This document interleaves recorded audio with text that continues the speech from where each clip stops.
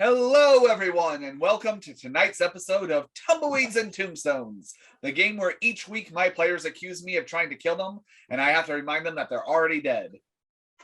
Danny, what are you doing? I keep going invisible in certain spots. It looks like you're trying to groom yourself like a Reese's monkey. Like Am a I delicious peanut butter chocolate monkey? That's what I Yes. guess. You got monkey inside of my peanut butter. You got monkey inside of my chocolate. Don't look at my nougat. Anywho, I can already sense the vibe of how tonight's gonna go. All right, so last week we celebrated our 100th episode. We got to see some awesome new profile pictures. We got to share some of our favorite moments, and then we played a game. And in that game, you guys have been slowly but surely making your way towards the Lupine village, where a war party is bracing to take on not only the elder vampire from Taylorsville, but any other thing that the Lupines see as a perversion of the natural order, including all of you. Guided by Peta, your Lupine traveling companion, you laid siege to a very well fortified camp of the U.S. cavalry. We're doing pretty good in taking them out, seeing as they are not trained in fighting the supernatural. However, a stray bullet did hit your ex-Inquisition librarian ally of Henry, and the pain seemed to awaken something that he's been struggling with, a new internal alliance, having turned himself from following God and that part of the religion to something a bit darker, and it started to come forward to decide to play. Much like when you guys all go through Frenzy, it seemed like something else was in the driver's seat. This entity, breathing heat and smoke, then began to boil one of the soldiers alive from the inside out, causing the very blood within their veins to bubble and steam out their pores, causing excruciating pain.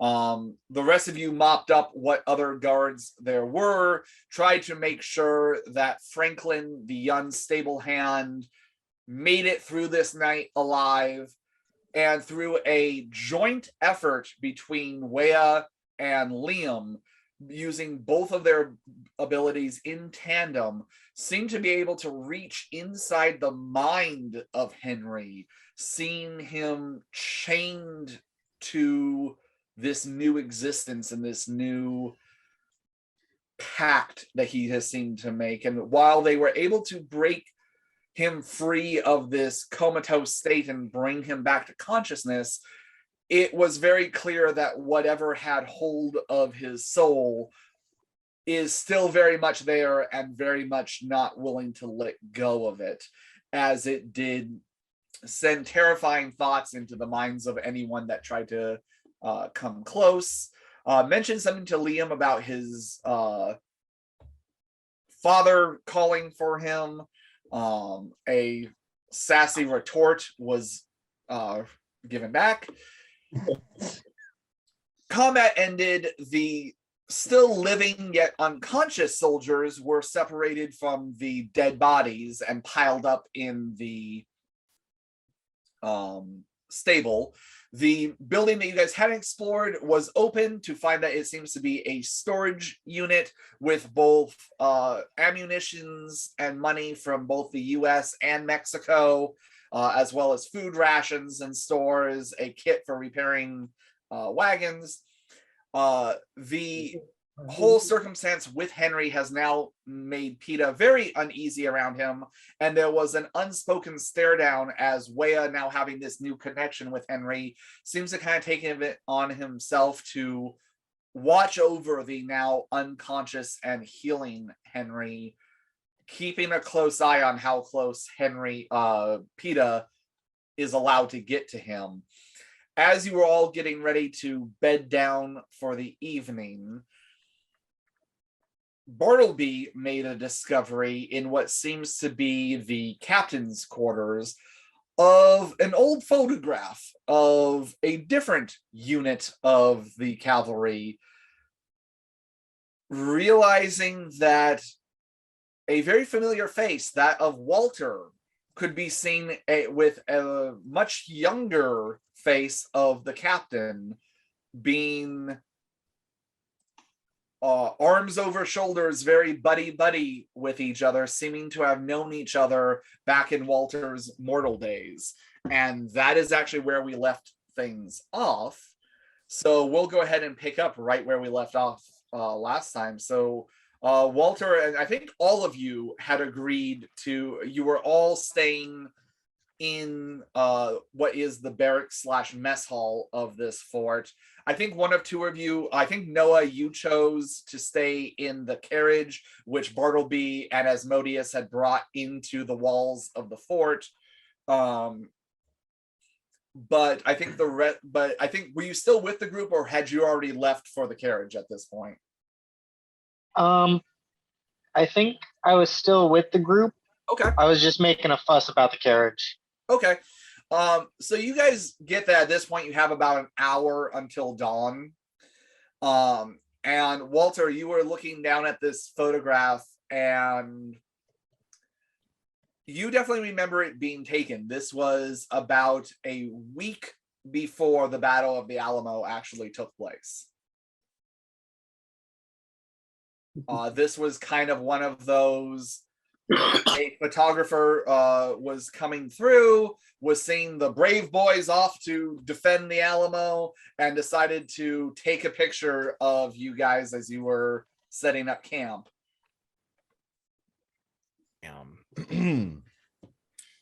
Now, it's been a little bit, so go ahead and just roll a straight wits to see if you remember the name of this particular individual. I was going to ask that very question. Well, all right. All right.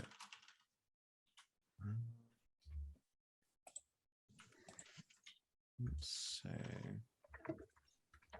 It's just straight wits. Straight wits.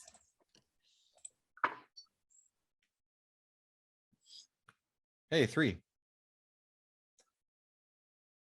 Okay, 3. Yeah, that'll do it. Okay. Let's just pick up. Yeah.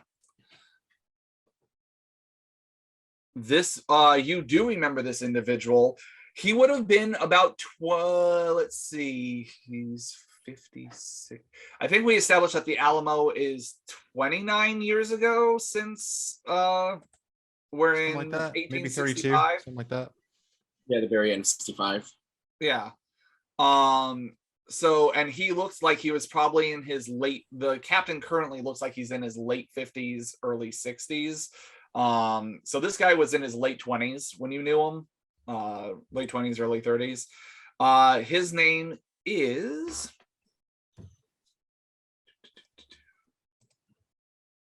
I shall name him Travis T.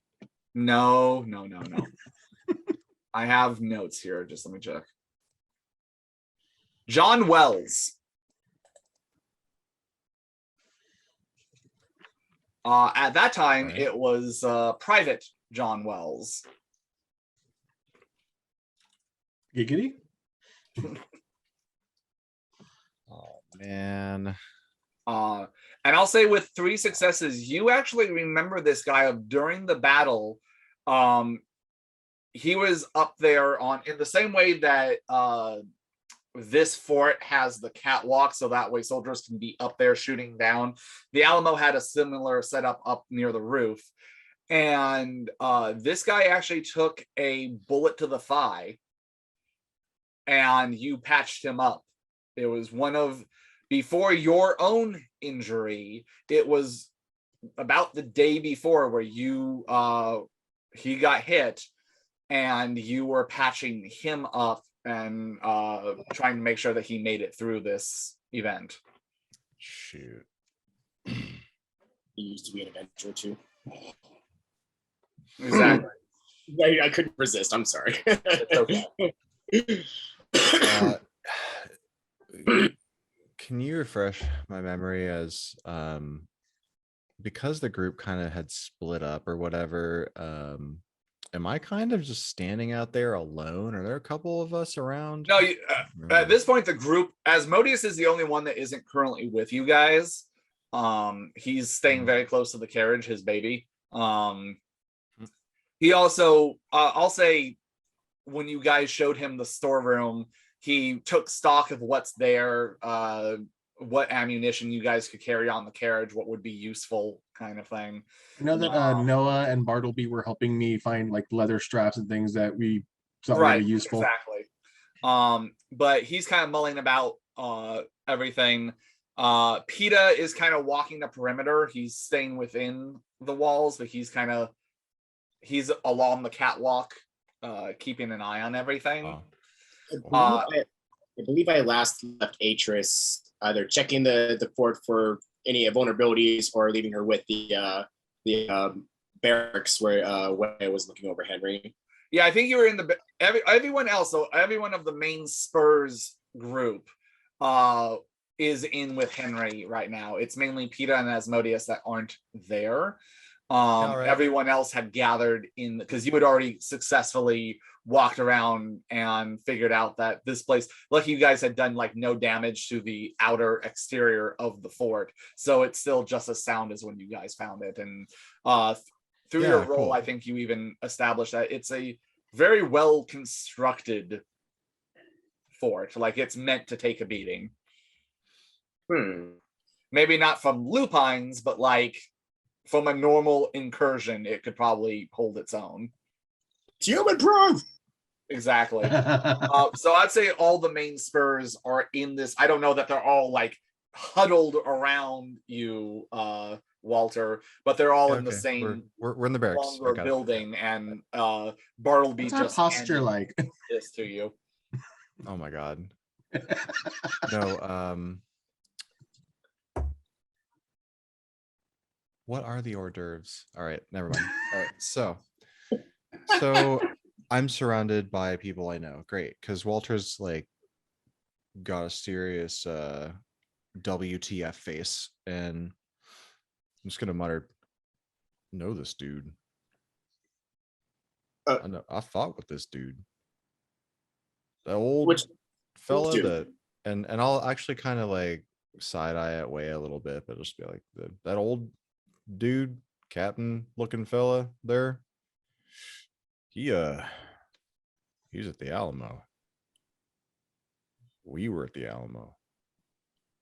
Leia is going to look.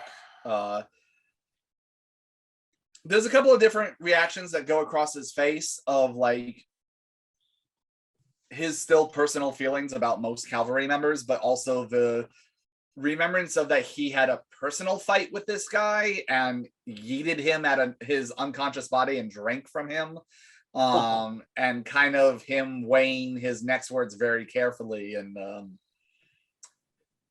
Leia says, "Was he a friend of yours?" Actually, here's my question is, did I think this guy was a good dude as far as you could think that of one of your fellow privates back then or whatever? Yeah, from what you knew of him, he was a bit scared, where you had kind of done that whole taking him under your wing a little. Again, you guys weren't bosom buddies. It wasn't like he was your BFF, right? You guys didn't get matching tattoos or anything like that. But I was a little older than him, though. I mean, he wasn't a whippersnapper or anything, but you get the idea that he was very cognizant of what your guys' odds were in this fight, and had gotten pretty nervous, especially once the fighting broke out. So you had, I mean, he was a good drinking buddy. You guys shared some stories, as you did with most of the other guys there. And when it came down to it, though he was nervous, he was a good soldier. And it would make sense from what you've seen that since he did survive, that he would have been promoted up the ranks because he followed orders, he did what he was told to do, and he believed in the cause. He tried. Yeah. He was actually trying. Okay. All right. Yeah, he was not gonna say this. I can't speak for whatever the army's doing these days, but he was trying to do his part, man. He was just a guy trying to do his best. Well, I mean, I And all these suppose if guys you'd were. like. Oh, Maybe. I suppose if you'd like, we could always just pour a gallon of whiskey down his throat and you can drink with him one last time. Anyone ever tell you you're kind of fucked up, Liam? I mean, I had my father.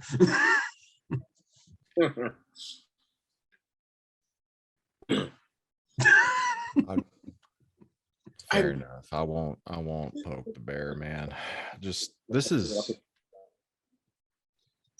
I know we need to do the best we can on this mission. It's not like we're safe where we're going.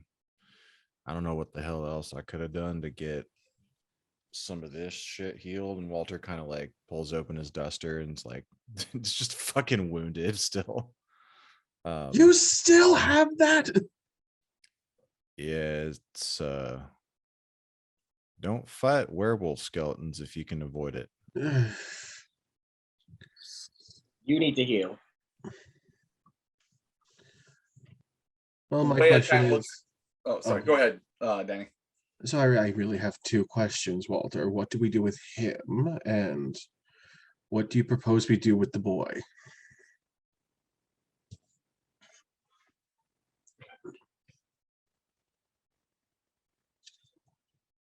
I gotta think about this, man. I don't know what the hell we're doing. Well, at the very least, in the interim, kid- so that we don't have him go crazy when he sees you, I recommend we blindfold him at least, so that when he does wake up, he doesn't see some relics from his past. Yeah, that might be easier. Look, I can answer you about the kid. I think his name is Franklin. We need to let that kid live his life, man. There's a thing as far as going too far. There's a line that if we're monsters, then I don't want to be the kind of monster that crosses that line. Again. Oh, Fuck. Wea kind of looks up and goes, you know, I'm gonna back anything you have to say, brother, but and I'm not saying I disagree with you, but we are kind of out in the middle of nowhere. Like, what are we gonna do with this kid? We can't exactly take him with us. Well, think of something, damn it. He's doing his best to become a little man, and you know, if he fails, then that's life, but we're gonna give him a chance. Fuck. I don't know. Walter actually kind of picks up that picture again, just kind of like looks around at nothing and throws the photo onto a table or desk and just kind of leaves. Like, I'm just gonna storm out. All right, cool. Oh, I had suggestions, but well, there he goes. Tells me you don't need him. Noah, I'm still not as familiar with the depths of your abilities. I know I can do Mask of 1,000 Faces, but are you able to do that upon Walter if we need to question that man and not have him recognized?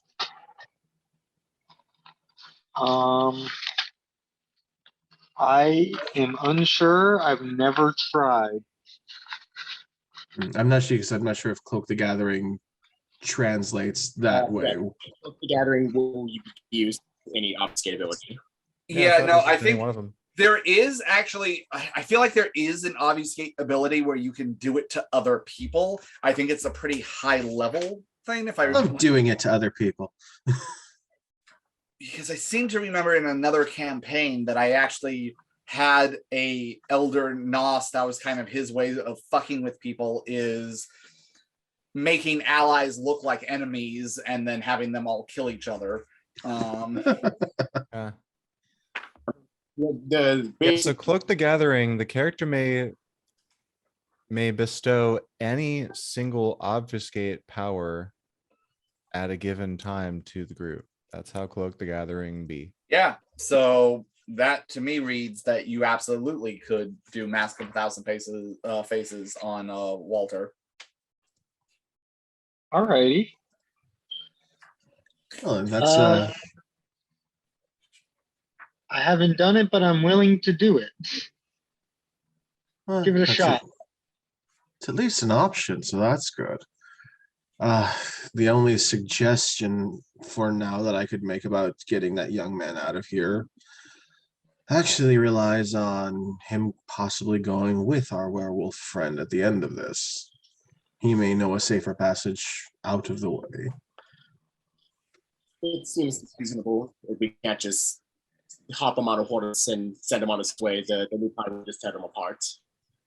That and there's that screaming blood forest back there that we left. He wouldn't survive the night or the day.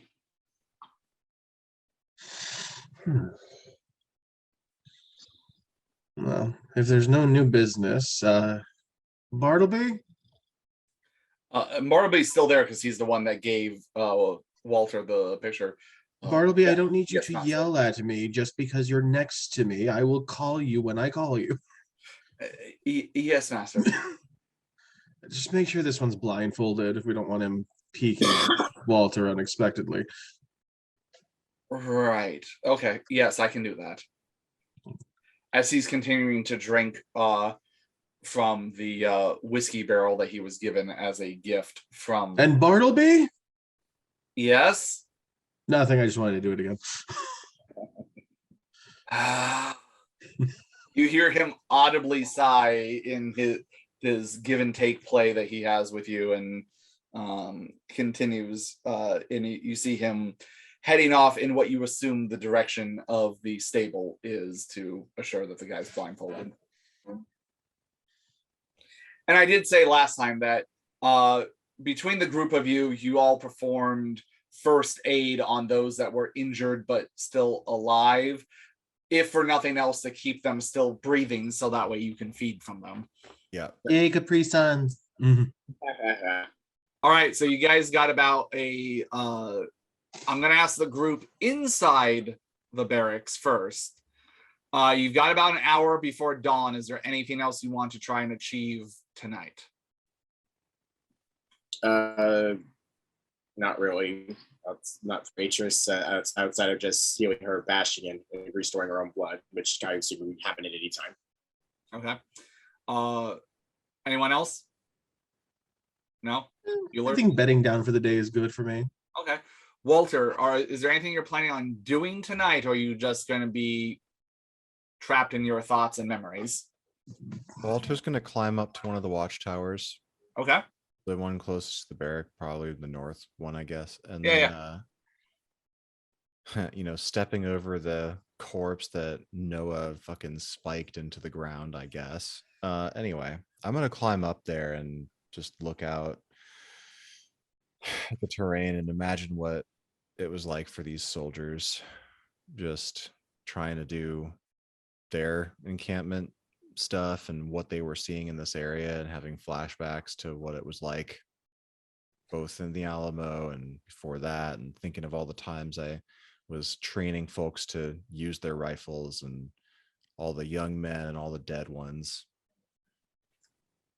And as the weight of that weighs on you, you weigh the morality of it would be easy and in a lot of ways right to judge these guys, seeing as from all you know, this whole encampment was to fight the natives that were in this area. But what have you become since then? And how many of them lived? How many of them died? And being on this fort, it's easy to picture yourself back at the Alamo, and there's a lot weighing on Walter at this point, of him thinking about those he knew, those he lost, and what has he gained and lost of himself in this time? And what the fuck is he going to do about this new revelation? Dawn comes. You guys feel that the barracks is very well. You did a thorough inspection and the barracks undamaged with the door closed. While there are parts where you think sunlight might peek through, it's easy enough to see, okay, there's a hole there. The sun will probably come through here. It's easy enough to either patch those up or stay somewhere that would avoid that, even if it's throwing a couple of thick, because they do have some thick blankets, most of them wool, a couple of them hides from animals that you get the idea that have either been hunted or traded here. And most of you also start to think about the fact that this is an extremely well built up barracks and well guarded. I mean, you're thinking of at least a total of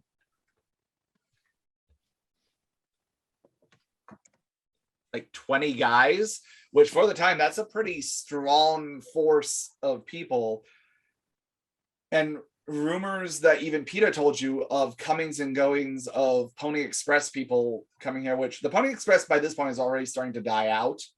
So it does make you wonder like what's happening at this fort, and it deserves a more thorough inspection, but that's future use problem as you all bed down for the evening, or I should say for the dawn. Chad, when you eventually watch this, I'll go ahead and I'll let you roll for your nightmares check to see if anything happens through the night. But either way, for the rest of you, you all have a sound evening. You regain a point of willpower if you've spent any. You wake up the following evening, burn a blood. The night is cold. You can feel it even though it doesn't bother you, but you can sense that it is a cold evening. At this point, we're hitting about December 20th as far as on the calendar goes. That means tomorrow's winter. Officially. Getting closer to Christmas. Who? But Noah, Santa, you slept in the carriage. Asmodeus also chose to sleep in the carriage to be closer to it. Etiquette. The rest of you, I assume, spent the night in the barracks. Yeah, I didn't sun myself. I went back in.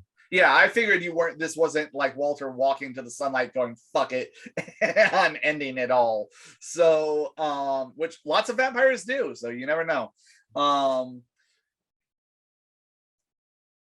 As you awaken, the first thing you notice posted out, the door's closed. Henry is still unconscious. He is breathing, and he is breathing steadily. So it is not a labored breathing. If not him, as you start to all rouse to consciousness, notice that he is tossing and turning in his sleep a bit, muttering to himself things that you can't quite make out. It is not a peaceful sleep, but it is sleep nonetheless. And just to remind the players, when you guys inspected his wound, it seemed almost cauterized by some kind of heat, as that almost someone had branded him to seal the wound. Yeah. So he doesn't seem to have any risk of bleeding out or anything else. And if any of you venture to check the wound, I'd say definitely Whale would if the rest of you look too. Yep. It looks more healed than it should. For it still looks like a 3rd degree burn, almost like right there where the bullet hit him. But the amount of damaged tissue is a lot less than what it should be for only a day later. And you get the idea that there are supernatural forces at work that are causing not quite as good as you or the lupines, but still a accelerated rate of healing. Other than that, well, I will say, That's different. You're lucky I like you, otherwise I'd do this without your consent. Not that. I sneer at Wea. It's like I was considering feeding him some blood. Wea looks at you and goes, "Didn't we figure out that that was a bad idea?" Recent events led me and Henry to experiment a bit, and it seems that that mixture is no longer as combustible as it once was. Though I believe the friend that you and I saw is the reason for that. Right. You got a weird idea of friends.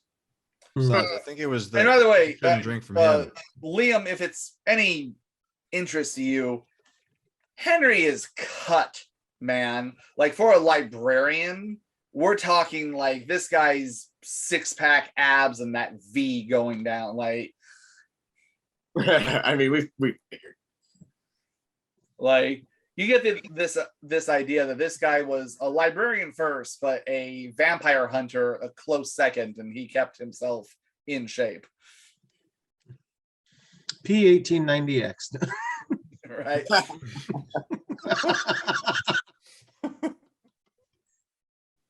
All right. So the night is yours. What do you all choose to do? And by the way, yeah, you wake up. Noah, You did you the wake up things. as Modius is there. He wakes up, gets out, immediately starts checking again. He's cataloging the ammo, the weapons. That's his forte. And you notice that it's actually, you know what, Noah, go ahead and give me a perception plus alertness roll, please.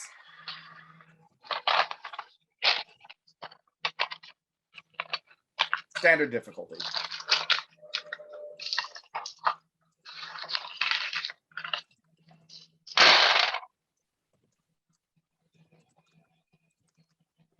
Three. Okay.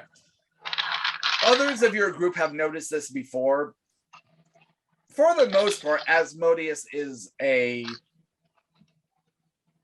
irrelevant fuck off kind of thing, like the kind of guy that you would expect in like the diviest of dive bars, like scum of the earth kind of person. But when it comes to weapons and ammunitions, you see almost like a switch turn, and the methodic nature in which he is looking things over, inspecting things. It's in those moments, as well as in his moments of combat, you see why Lord Pembroke has entrusted this guy to be his weapons expert and one of his generals. Like it's one of those moments where it's like, this makes sense. Okay, why would you trust this guy with authority? Oh, this is why. And when it comes to this stuff, all that brash nature just kind of washes away, and it just becomes a very, like I said, methodic and categorized personality of what he's doing. So he seems totally enraptured in that. He's busy. He almost beelines it to the storehouse. The rest of you, the night is yours with whatever you want to do. I want to just head this right off. Walter's gonna get up and go. Situation's fucked up, but I got healing to do. If you need me, I'll be upstairs. I'm gonna walk out. I'm gonna climb right back up to the watchtower, and I'm just gonna sit and mend my collarbone area. Yeah, you close your eyes to stop any distractions. And again, one of the weird gifts and or curses of being a kindred is you close your eyes and you can almost visualize the wound and willing your vitae to pump to it and the cells to multiply and grow, and you spend the night focused on healing that damage. I'll spend Noah. 5 blood right now. Okay. Noah, if we get to higher ground, we can try and shoot spitballs at him. Oh, goodness. I wish I had the time. I still have this hole in my chest. A little bit of snow kind of blows through it. Those are so holy. Part of me really wants to put my hand through there. I won't. But I want. Wouldn't be fun. Just ask for consent. Anyway, so Noah, you spending the rest of the night focused on healing too? Yes, I'm going to be in the carriage, just huddled over my skull, hiding it from everyone while I heal. I will say, Walter, when you leave, you notice right at the door, Bartleby is posted there, just sitting there, kind of standing watch. Oh. Looking tired because it is now evening, but he spent the full day. And Bartleby is standing right there, kind of leaning up against the wall just to the side of the door. I would ask him as I walk out. I'd take a few paces as long as it looks nonchalant. I'd then turn and be like, "Does any of them fellas wake up? Anyone?" A couple of them are conscious. I blindfolded your guy. A lot of them asking questions. A lot of them are just cussing. A lot of them seem pretty scared about whatever the fuck they saw and think that some of them are in denial and thinking that someone spiked the water. Mainly I'm here just he kind of leans into you really close so that way it's a whisper.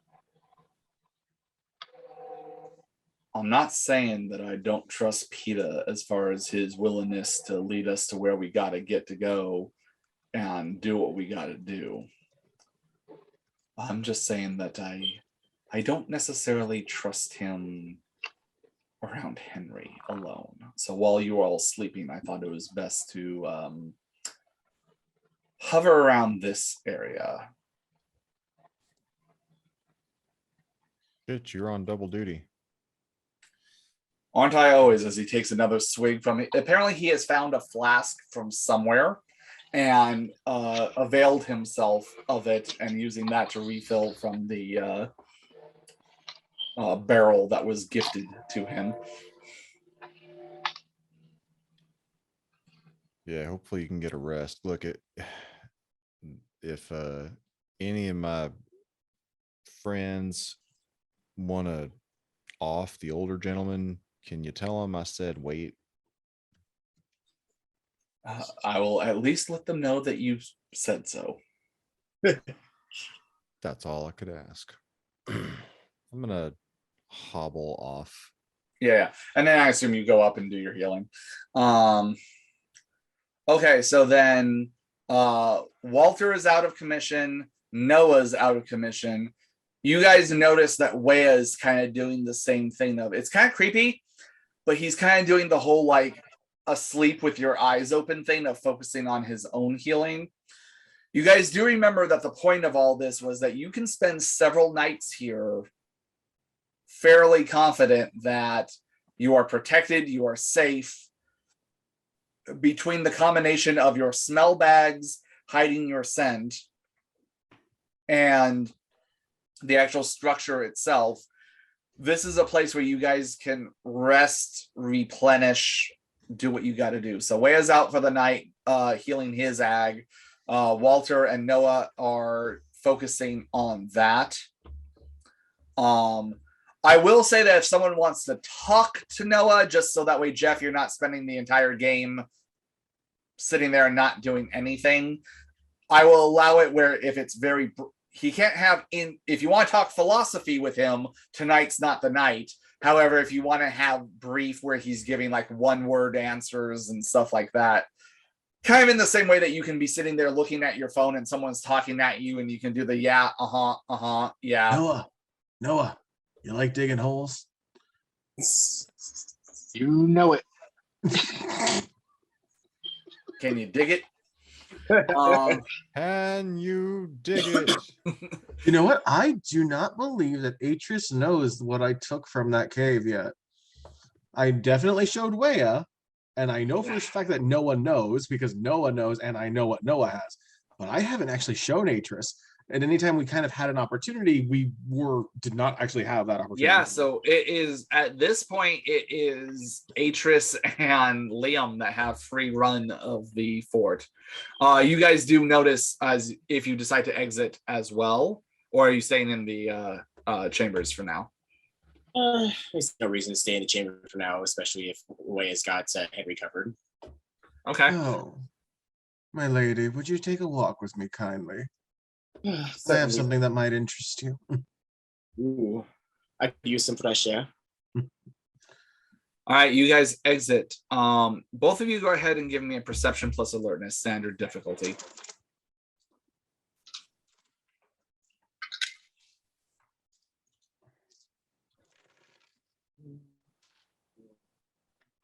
Four successes. 4 successes. Okay, that's not too shabby. I got to Not reroll. too shabby at all. 3 7s and a 10.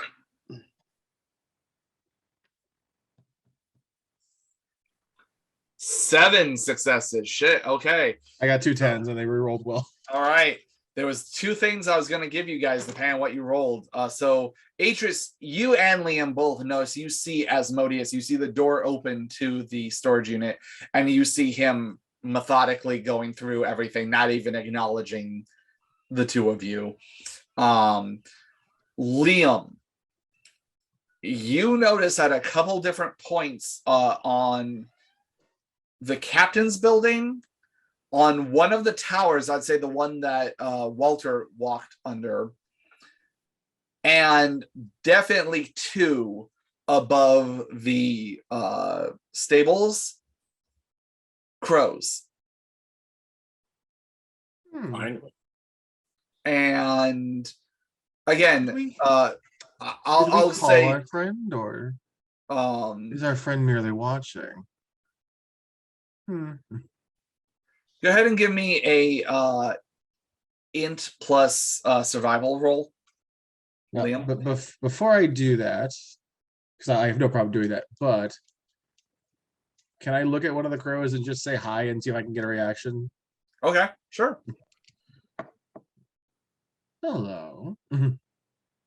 Because I have the at 1 point to animalism, so I can talk to them at least. Yeah. Are you looking to actually make communication and talk with it? Yes. Okay, cool.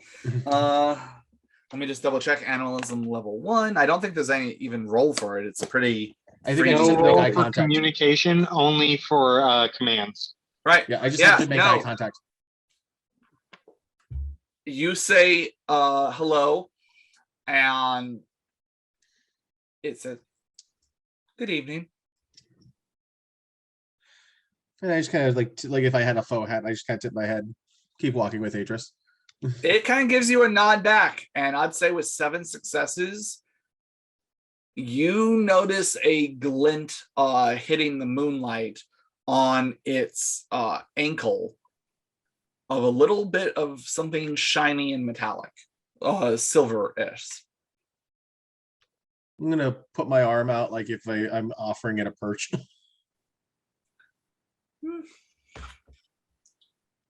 High or low? We'll go low. It flutters down and lands on your wrist. I mean, it's a pretty big bird. Like, it's... My, you are quite impressive. What a gorgeous color. As Atris, you see this too, as this bird flutters down and lands on. And I assume, Liam, are you speaking in English, or are you trying to caw at this thing? No, I'm just speaking in English. Okay. So Atris, all you're hearing is but it looks at you and it's like, yes. May I take that? No. Fair. And I'll enough. say up close, you look closely and you see It is indeed looks like a band of silver that is almost like a little anklet kind of thing on it. My fault. I thought it was a message. That's why. No. And it looks beautifully engraved in just a different lines that almost look like a wave kind of thing. Just it's very intricately done, especially for a piece this small. It looks very masterfully done. But it looks very much like something someone would put like on a pet or an owned bird. Well, if you know our common acquaintance, inform them I said hello, and likely their services will be needed soon. They're very aware. That's why we're here. Kind of gives you this, if a bird could give you a doy look, it kind of would. And goes, he has a message for you of sorts, but it will be coming sooner than later. Would you or any of your companions appreciate some sprinklings of bread around the area? Birds gotta eat. Very well, I will ask one of my associates to make sure it's done.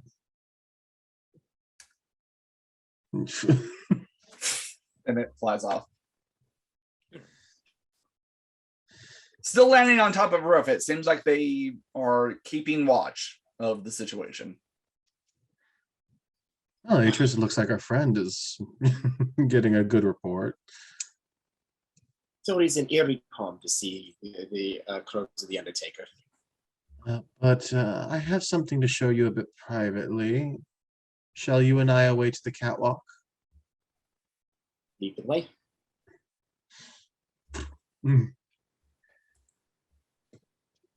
Up you go. Oh.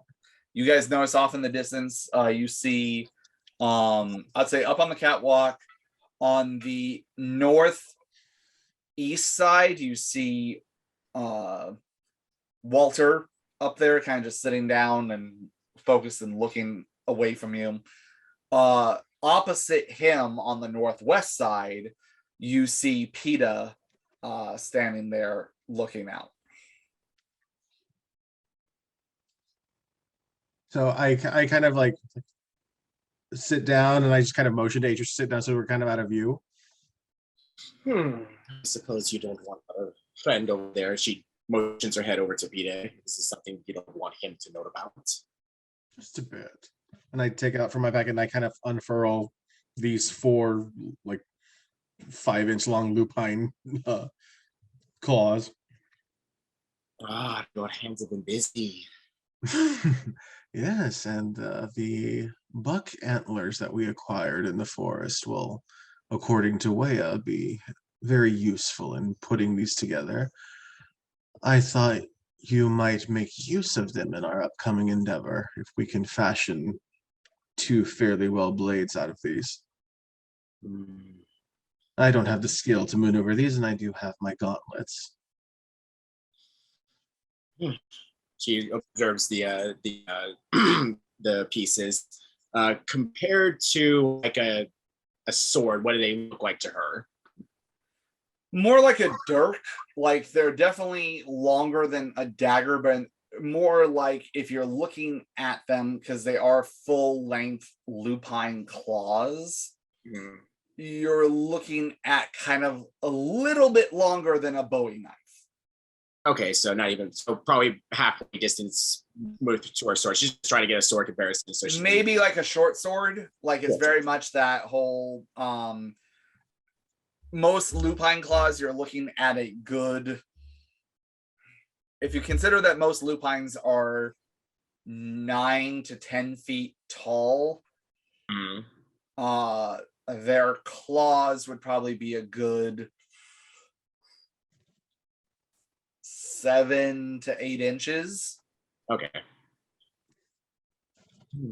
It's been a while since I've dual wielded swords, but this could definitely be a nice offhand weapon for a lovely lupine friend. Myself and Bartleby and Noah included were able to get some leather bindings, and with Weya's help, I think we could fashion these rather nicely. And Atreus, you do notice that on the claws, they're not just claws, but they do have those runes carved into them along the length of them. And you'd worry about the engravings? Is there any curse we might have to worry about? If I've assessed correctly, and with Henry looking at this, I believe this was the product necessary to get our friends to be reanimated in the cave, but with their visage torn asunder, I don't think we have much to worry about in that end. I mean, it would be nice if we had ghosts popping out of the sword. I guess I would be asking too much. But this was so nice. But yes, I definitely will be leaning on Weya for that assistance. Beyond that, I have an attempted plan. I know if I tell everyone else, they'll tell me it's stupid or suicidal, which, could be fun. Well, you're lucky over half the group is healing right now, and not going to like you, so what is your crazy plan?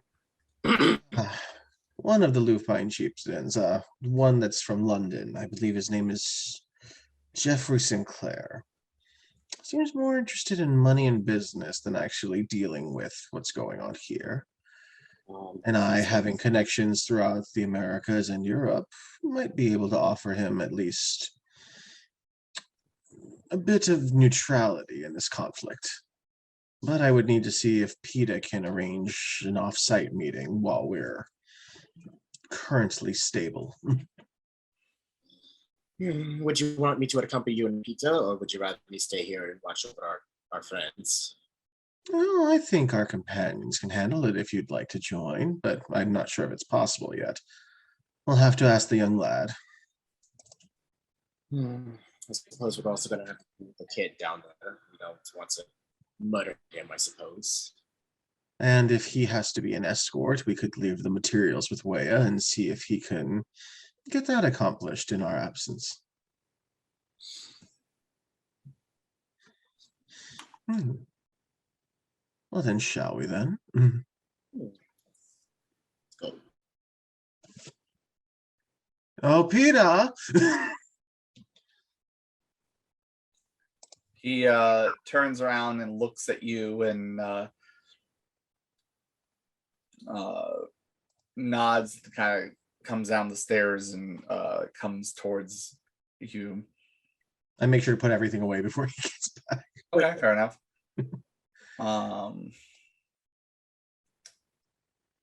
And he comes down and he's like, well, I see you've all woken up for the evening. Hopefully you're getting what you need from this. Oh, I'm sure we're going to have plenty of sustenance to prepare us, but I have a rather stupid idea to run by you. Oh, all right. What are the possibilities of getting a small sidebar conversation going with Mr. Jeffrey Sinclair? Oh. Well, I'm hunted by my clan as a traitor. But not his. And your very existence is considered an abomination by our species. I've been called worse.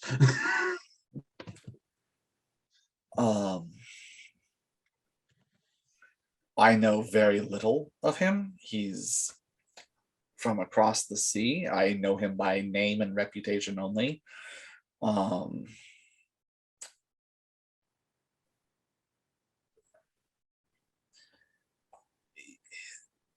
could try. I don't know who is still willing to talk to me and who is not. I'm curious because typically most folk from Europe are not necessarily accustomed nor outright willing to sleep the way that most of the natives would. So I'm not sure if he has accommodations nearby, but elsewhere. As I understand it, they are all being housed within the village. Oh, boo.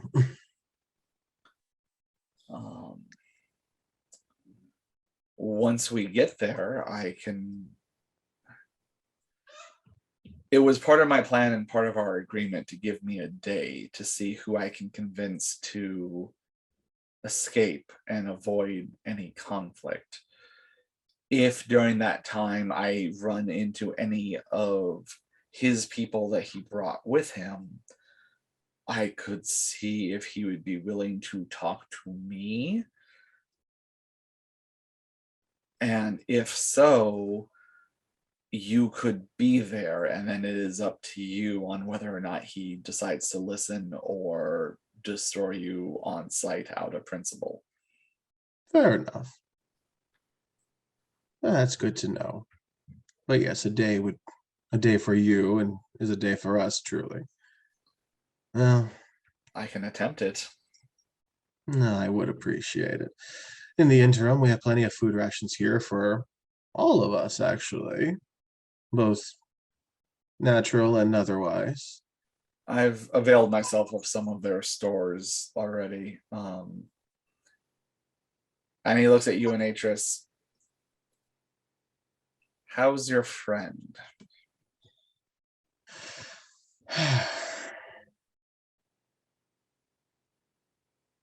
Healing. That's a word for it. I will say this, I know more than I let on, but not nearly as much as I'd like to. But I'm not okay with it either. For the moment, we're in a similar position that you are, where certain alliances are necessary. But he has been more than kind to us in previous ventures, and we have grown rather fond of him as a group. But I will say this. If he crosses lines, no one will fault anyone for doing what they have to do to survive. I may look like the youngest, but I have outlived pretty much all of our current companions.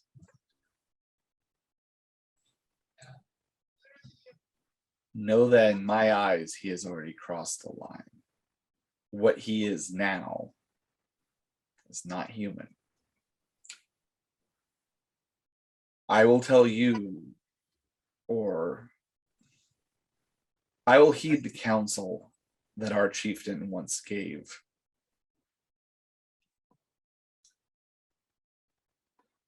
I will entrust you for now to deal with this yourself.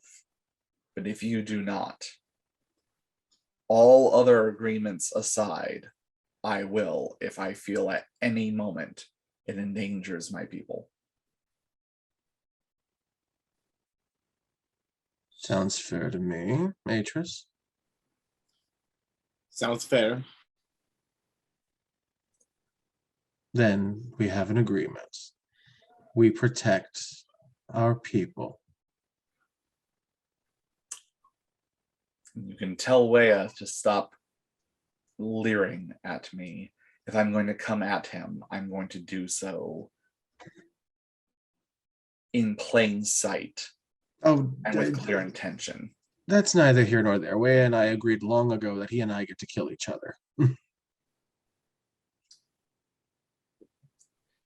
As of right now, your usefulness still outweighs my sins of agreeing to do this.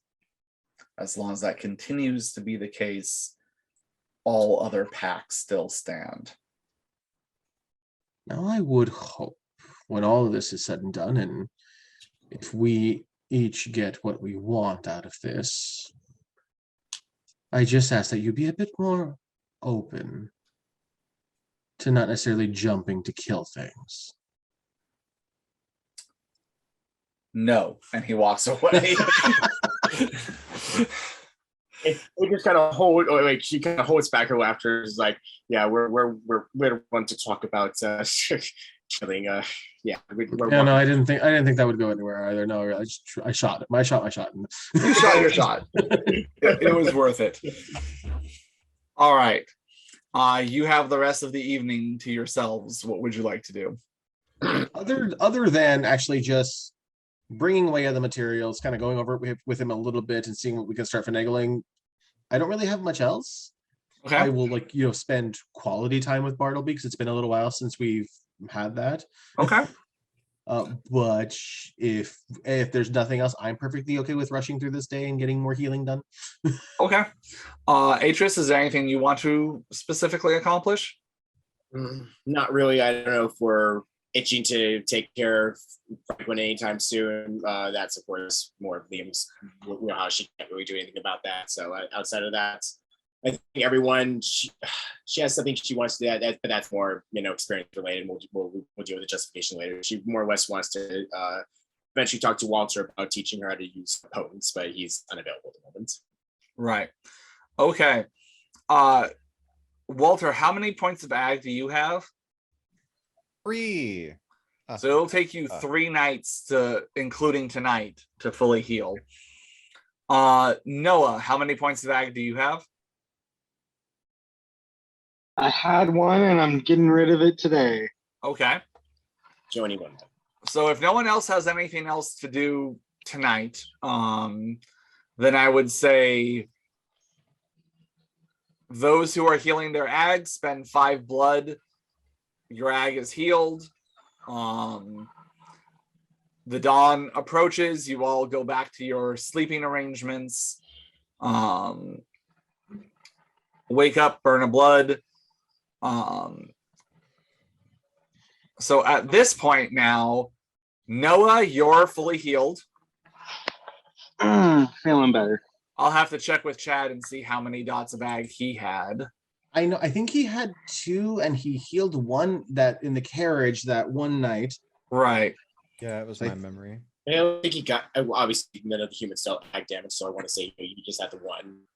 Yeah. And So so I mean, I'll say that he's healed, but he's still sticking to. Henry is still unconscious. He is still, again, anyone who's doing a check, the wound seems slightly more healed. He is alive. He is breathing steadily, where you don't feel like he's in danger of going code blue or anything. But I have a question that I regret already asking. yes. Would Asmodeus be proficient enough in crafts that we could get these things made? You'd have to ask him. With Waya's assistance. That's why I already regret asking. You would have to ask him. You do not have any prior knowledge that would tell you one way or the other. I know. What is it? As far as an actual character, Waya is the person to this, but me knowing Chad's character sheet, we're like, shit. I don't want to do this. Hold on. I bust out the carriage. It's a beautiful night. I was behind the carriage door when it flung open. Ow. You just hear inside, ha! Asmodeus slaps Noah on the ass as he walks out. How's it going, Daddy? I mean, Oz, good morning.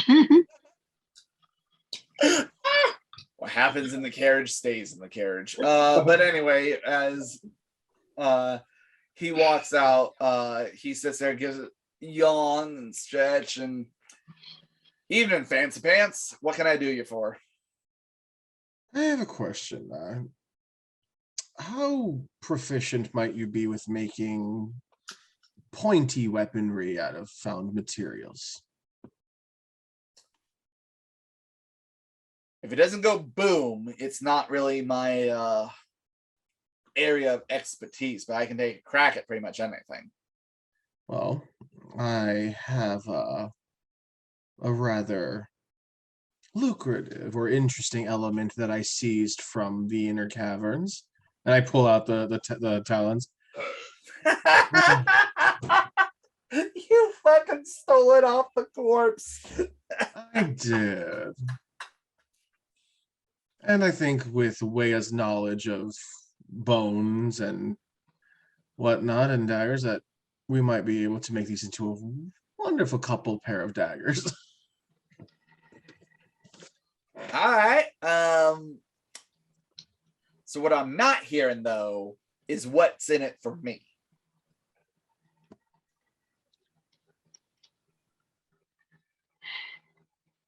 Oh, you get something? Pretty boy, I always make sure I get something. What do you want? What have you got? Well, I went through my trust fund, so that's gone. How many of the claws do you have? 4. Okay. Because I kind of wasn't sure, like when I got them, I wasn't sure exactly how big they would be, so I didn't know if I needed to double them up on each side to get like a proper point, or if one would be good enough. I mean, 1 per is still like pretty. Each of those things do ag damage when it's attached to an actual lupine.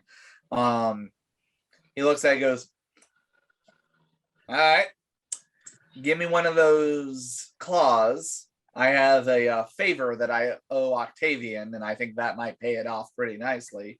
And you got yourself a deal.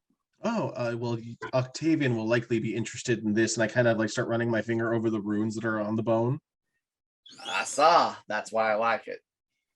Well, fair. I don't need them all. I just took as much as I could take before being noticed. Do you hand one over to him? Yep. He pockets it in the trench coat and goes, you got yourself a deal. I still am curious. Which one is Lust, and why? And he kind of opens up the trench coat again, and you see the 4 pistols put in. I have that correct, right? His guns are named after the 7 deadly sins. You are 1,000% correct. Yes. So he's got the rifle, the shotgun, the 4 pistols, and you haven't seen the 7th one yet. But he pulls out one and shows you the pistol, and it's a Colt revolver.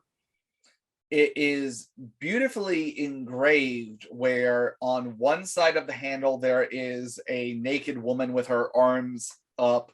On the other side there's a naked guy kind of sitting like this. And that comes up in vines and ivy, and very much the leaves themselves almost seem indicative of different body parts and things like that. So That's this a well-placed maple leaf. is Lust. And it's because, what she does to you, it hurts, but it's beautiful. Oh, poetry. Go ahead and give me a perception plus awareness roll.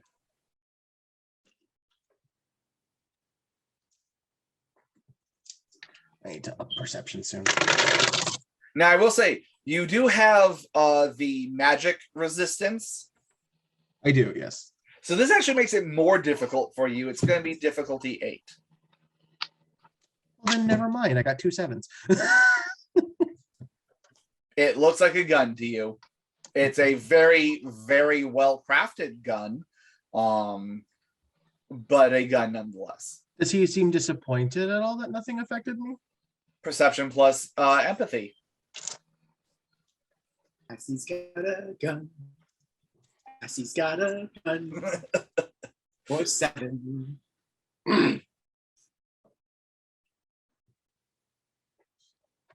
You know what? That's going to be a no, because I got a 9 and 3 ones. You don't care what he fucking feels. Fuck him. Whatever. You know what? I am okay to waste a double botch on that. Sure. Fuck him. You don't give a fuck. Hmm. Well then, will you be working with Wea on this?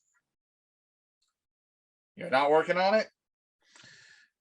I don't really have the aptitude for bones and antlers, but I brought the materials that Wea said would be most necessary. I found leather twined and bindings here, so. All right.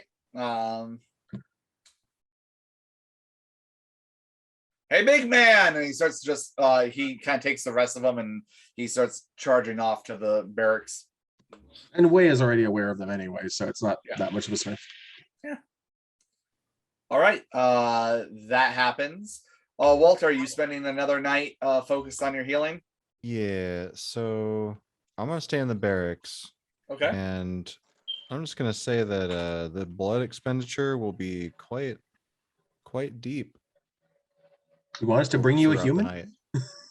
That is the question. What do you guys Bartleby seems to be stoking a fire way away from you guys. You see him bringing hay over to the horses and refilling that. You know Franklin is in there somewhere, and you know that there's a good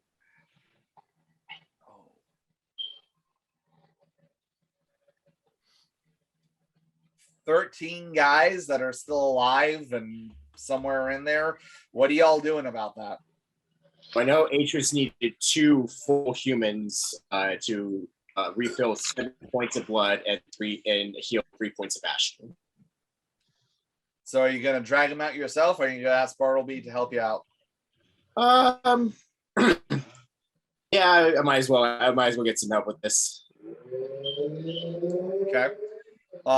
You see Bartleby, and he's sitting there, and you see him walking around the encampment. Bartleby, I need your assistance for a moment. I need a couple of humans to quench my thirst. All right then. So we're gonna go ahead and do this. Yeah. I'd like to walk up to the stables about that time. Oh, Okay. let me get in on this beast. Mask of 1,000 Faces, or are you still ugly as fuck? I'm gonna mask up. Okay. If you go with Bartleby, Atris, are you staying away from the stables, or are you coming with to the stables? Are you picking out your stake? She, as long as they're human, she doesn't care. So Okay. she can So, Noah, you walk up with Bartleby, and it is true that I'd say a good half of them, if not slight, or if not 3/4, are awake and conscious, very soundly bound and gagged as to not even allow them to talk amongst themselves. With the older captain having, in addition, a blindfold over his eyes. I just want to make you aware I botched my mask roll. You look, if it's possible, you somehow look uglier than you normally do. There's like an extra big pustuous zit, like just in the center of your forehead. Let me know when that thing pops, okay? Yeah, because you got a little. Oh God.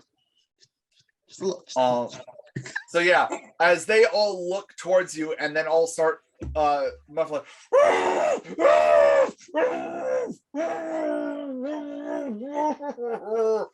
and they look very upset at your presence. I'm just gonna ask, does Bartleby or Atris mention anything? Atris just talked to you about the zit on your forehead and letting her know when it pops. Mm-hmm. I mean, that could be on normal skin. I am not sure what that means. Go ahead and give me a perception plus empathy roll. Sure.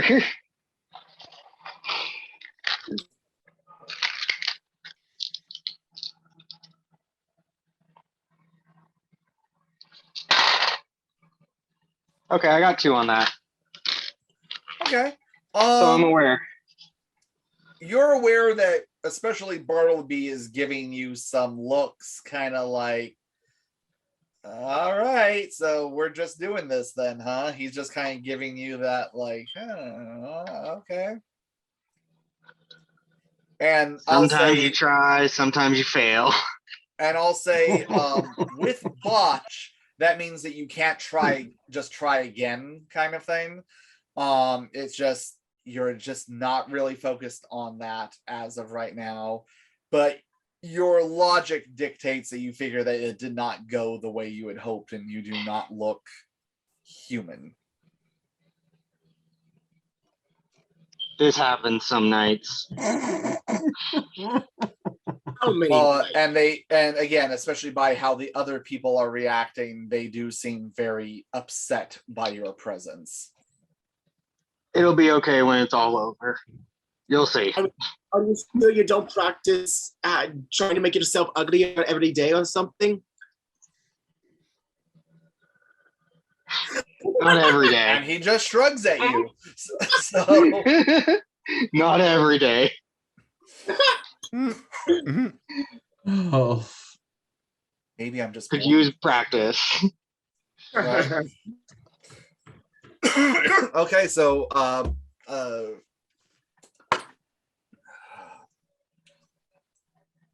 again, they didn't seem as nervous about Bartleby approaching. You kind of get the idea that Bartleby's been the main one making sure that these guys get like their bandages changed, food and water and stuff like that as need be.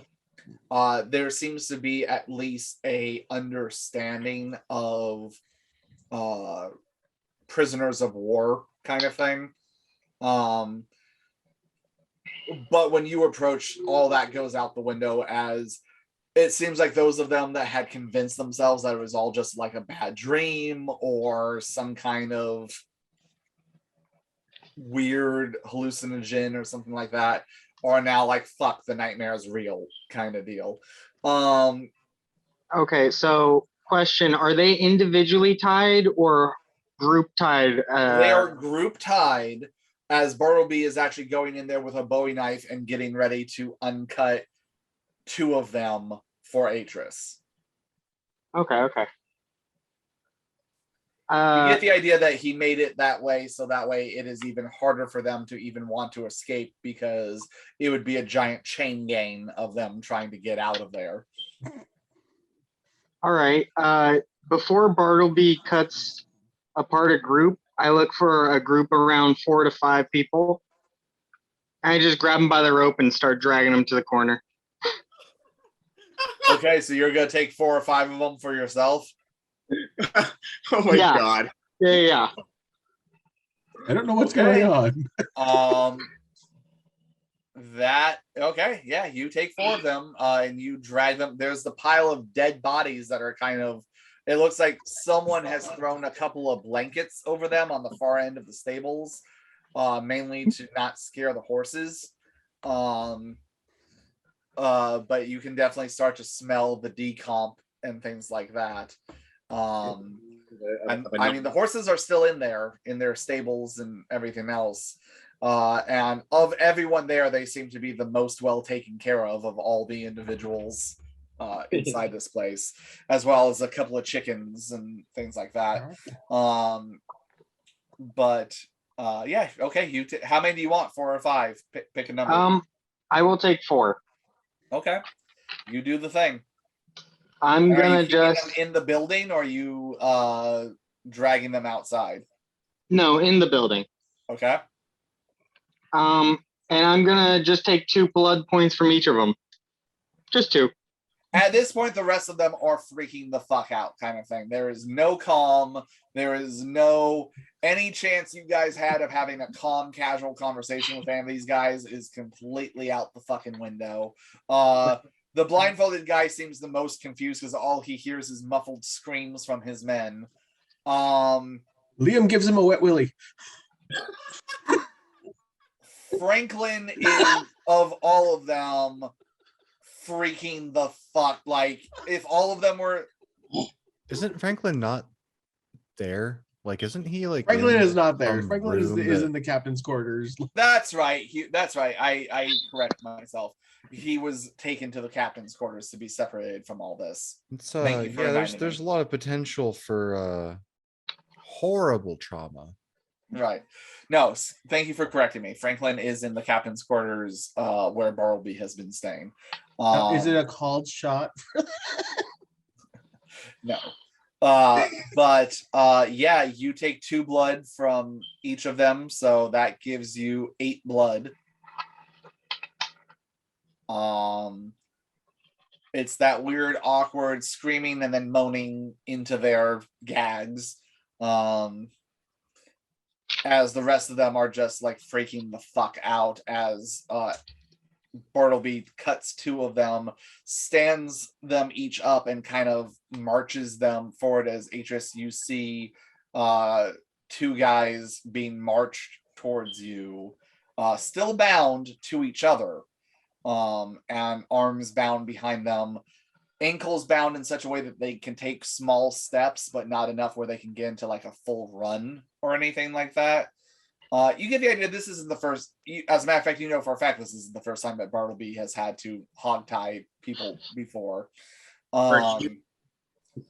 And they are marched over to you. Perfect.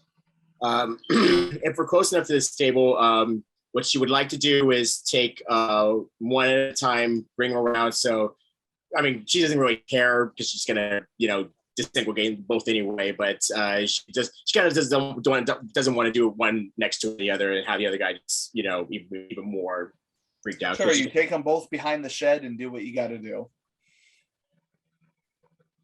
So you fully drain both of them. Yeah, she said we need 20 blood points in order to do, in order to heal 7, or sorry, in order to replenish 7 and heal 3. Okay, so you have then the 20 blood points from both of them as you DC. Again, it takes you're there for the better part of a half an hour to 45 minutes, because while it's only so many blood points, it's still you drinking every drop of blood from these guys. And you are, as you're doing it, I assume you're focused on healing and doing what you got to do. So get the 20 blood and then spend what you got to spend, and then your blood pool is what your blood pool is. Yep. Wow, I'm sure. What was that, Go ahead. Noah? I was gonna say, I'm sure glad I did my thing first. Oh yeah, absolutely. As Atris, you can hear the muffled screaming from, and I'd say even Liam, you hear it from a distance too, as you hear it come from the direction of the. Oh yeah, and wet willing everybody. I was gonna, so Walter was gonna come try to feed, but after seeing Noah kind of do that, I didn't walk right in. I just kind of like watched them freak out as Noah just brazenly hauled a bunch of them off caveman style, and I'm gonna shake my head and mutter something and walk back to the barracks. Do I notice Walter? Oh man, I I'd was love to actually call gonna say, him Walter, over. weren't you healing tonight, or weren't you the one that still had a dot of healing to do? Well, like, I need blood to heal, Okay. But that was like the first, as far as I know, this is like the first thing starting the night. So I was gonna try to feed, but then I'm just like, nah, fuck this. I'm gonna go, heal. So that's the play. I need both Atris and Noah to make a humanity check for me, please. In the meantime, Liam is actually just going to go like just casually after Walter. Okay. Well, Like just to clarify, I am gonna erase everyone else's memories. There you are. Okay. I can't replace the 2 people that Atris took away from their group, but I was going to vanish from the mind's eye with our whole group of people in this stable, so that they wouldn't remember I was ever there.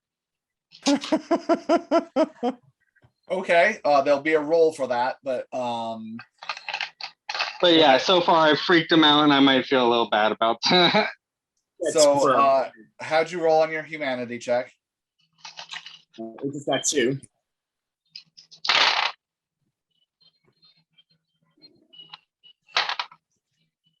I got 4. Okay. Noah, you actually are starting to kind of feel bad about this. Like, actually, you feel really bad about this. It's one of those things of you don't know if maybe Asmodeus is just rubbing off on you, or if it's just nerves from the battle that you know is coming up. But there was definitely a more subtle way to deal with this.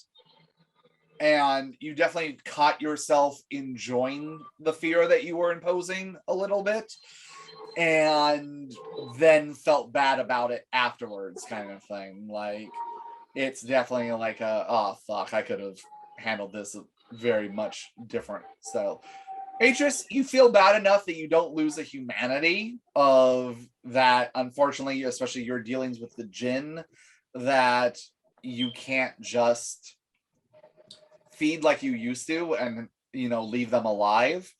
You definitely feel bad because, especially warrior to warrior, even though you are able to justify it in the sense of you need the blood to heal because you have a job to do.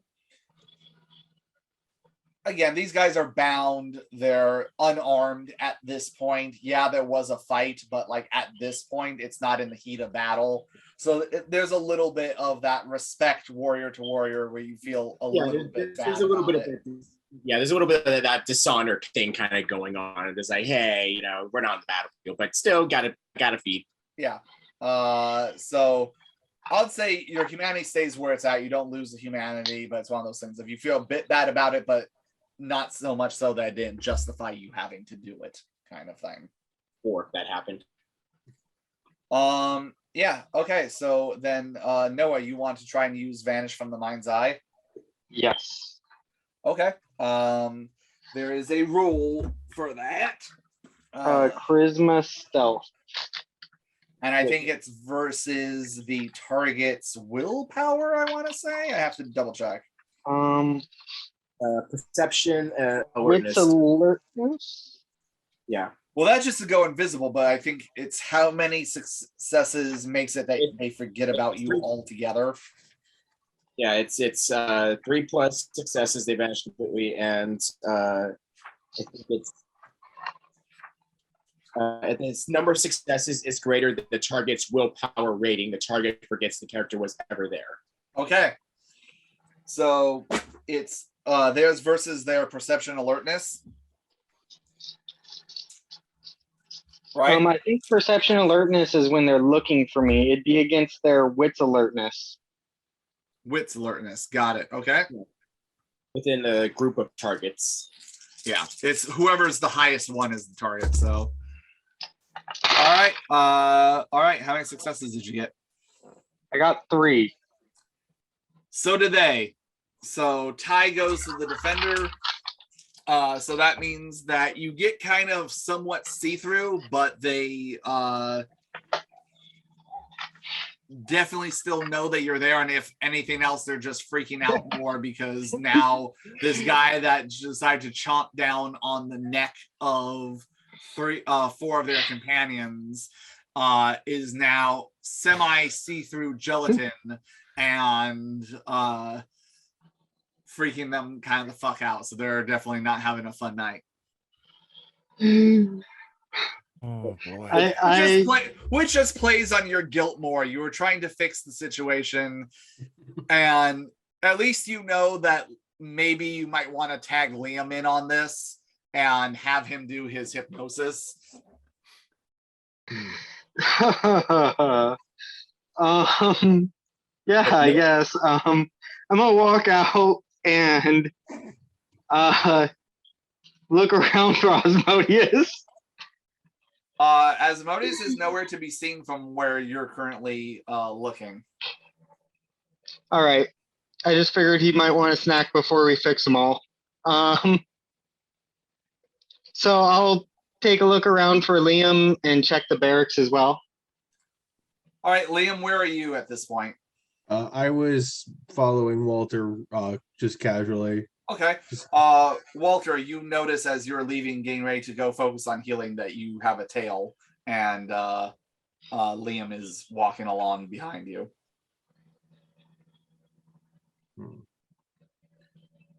This is Sorry a fucked about up that. situation, man. Well, if you'd like, I can see if. Considering I think your taste for humans for the night might not be necessarily optimal, but I can see if PETA might be able to get you a buck or something for the evening. This way you can at least replenish some of your resources. I won't lie, and I agreed to come here. I need to. Man, I'm just in my own head. I need the blood. I won't say no. But are you? I mean, I know this place itself might be a little bit reminiscent for you, but you seem a bit more distracted than I thought you would be. Are you all right?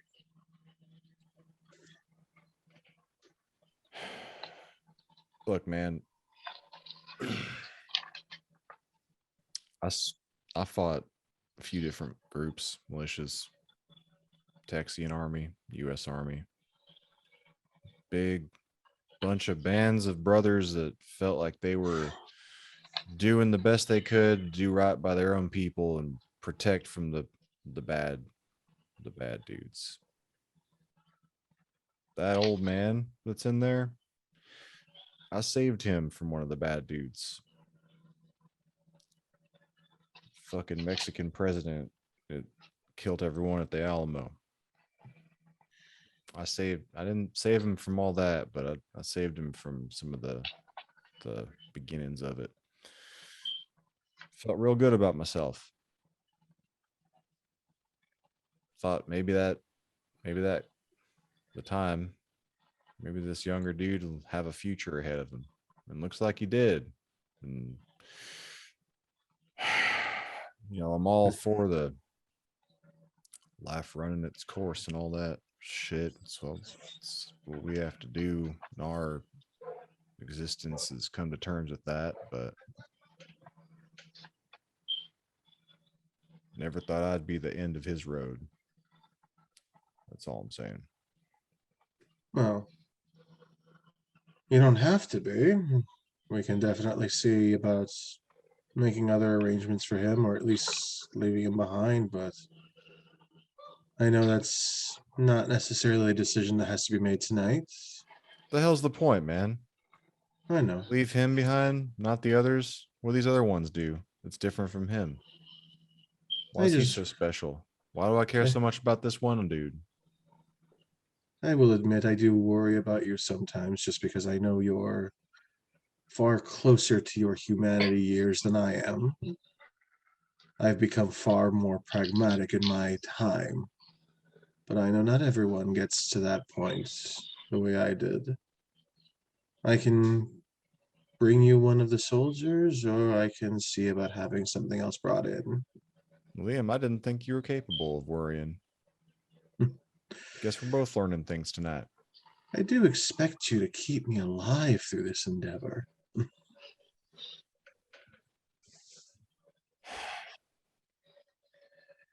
Or at least if undead. If I had three of them's still living, brought around, I could use quite a bit of blood. Still keep them alive, maybe. I could still keep them alive if I had three, but a buck is fine. I don't really care. Walter's gonna sigh and walk off. Okay. All right, I'll bring you something soon. Cillian walks back down, looks to see how many people are left. Liam, there you are. Oh my gosh, Liam. My God, what happened to your face? I messed up today. Sorry. What happened to you? Like the zit just seems to follow you. It's like the Mona Lisa eyes. Like everywhere you go, it just seems to be like facing you. Liam, I'm trying to tell you, I messed up today. Look at the face. I couldn't even disappear. I don't know what's going down. They all saw me do my thing in there. Okay. Now, this has happened to me before, but usually I just end the dude Okay. and then deal with it afterwards. But So they saw me. this seems like nerves. Okay. Are there any untouched guards left inside? Ones that haven't Well, been fed yeah, on sure of tonight? them. There's lots. And that one tasty looking one with the blindfold and all, but Okay. He is the one in charge. He is the best one for questioning, so I would rather he not be harmed for the moment. But I'm going to see about bringing 3 of those gentlemen up to Walter just so he can get what he needs for the evening. would I be able to throw him over my shoulder for him? 3 guys. Maybe 2. I mean, go Well, you ahead could and make always a pump your strength strength. roll for me. You can always Woo. pump your strength as well. That's spending more blood. I'm just going to take the regular potence and see where we go. Not trying to flex yet. And remind me, how many dots in potence do you have? 4. 4. Okay.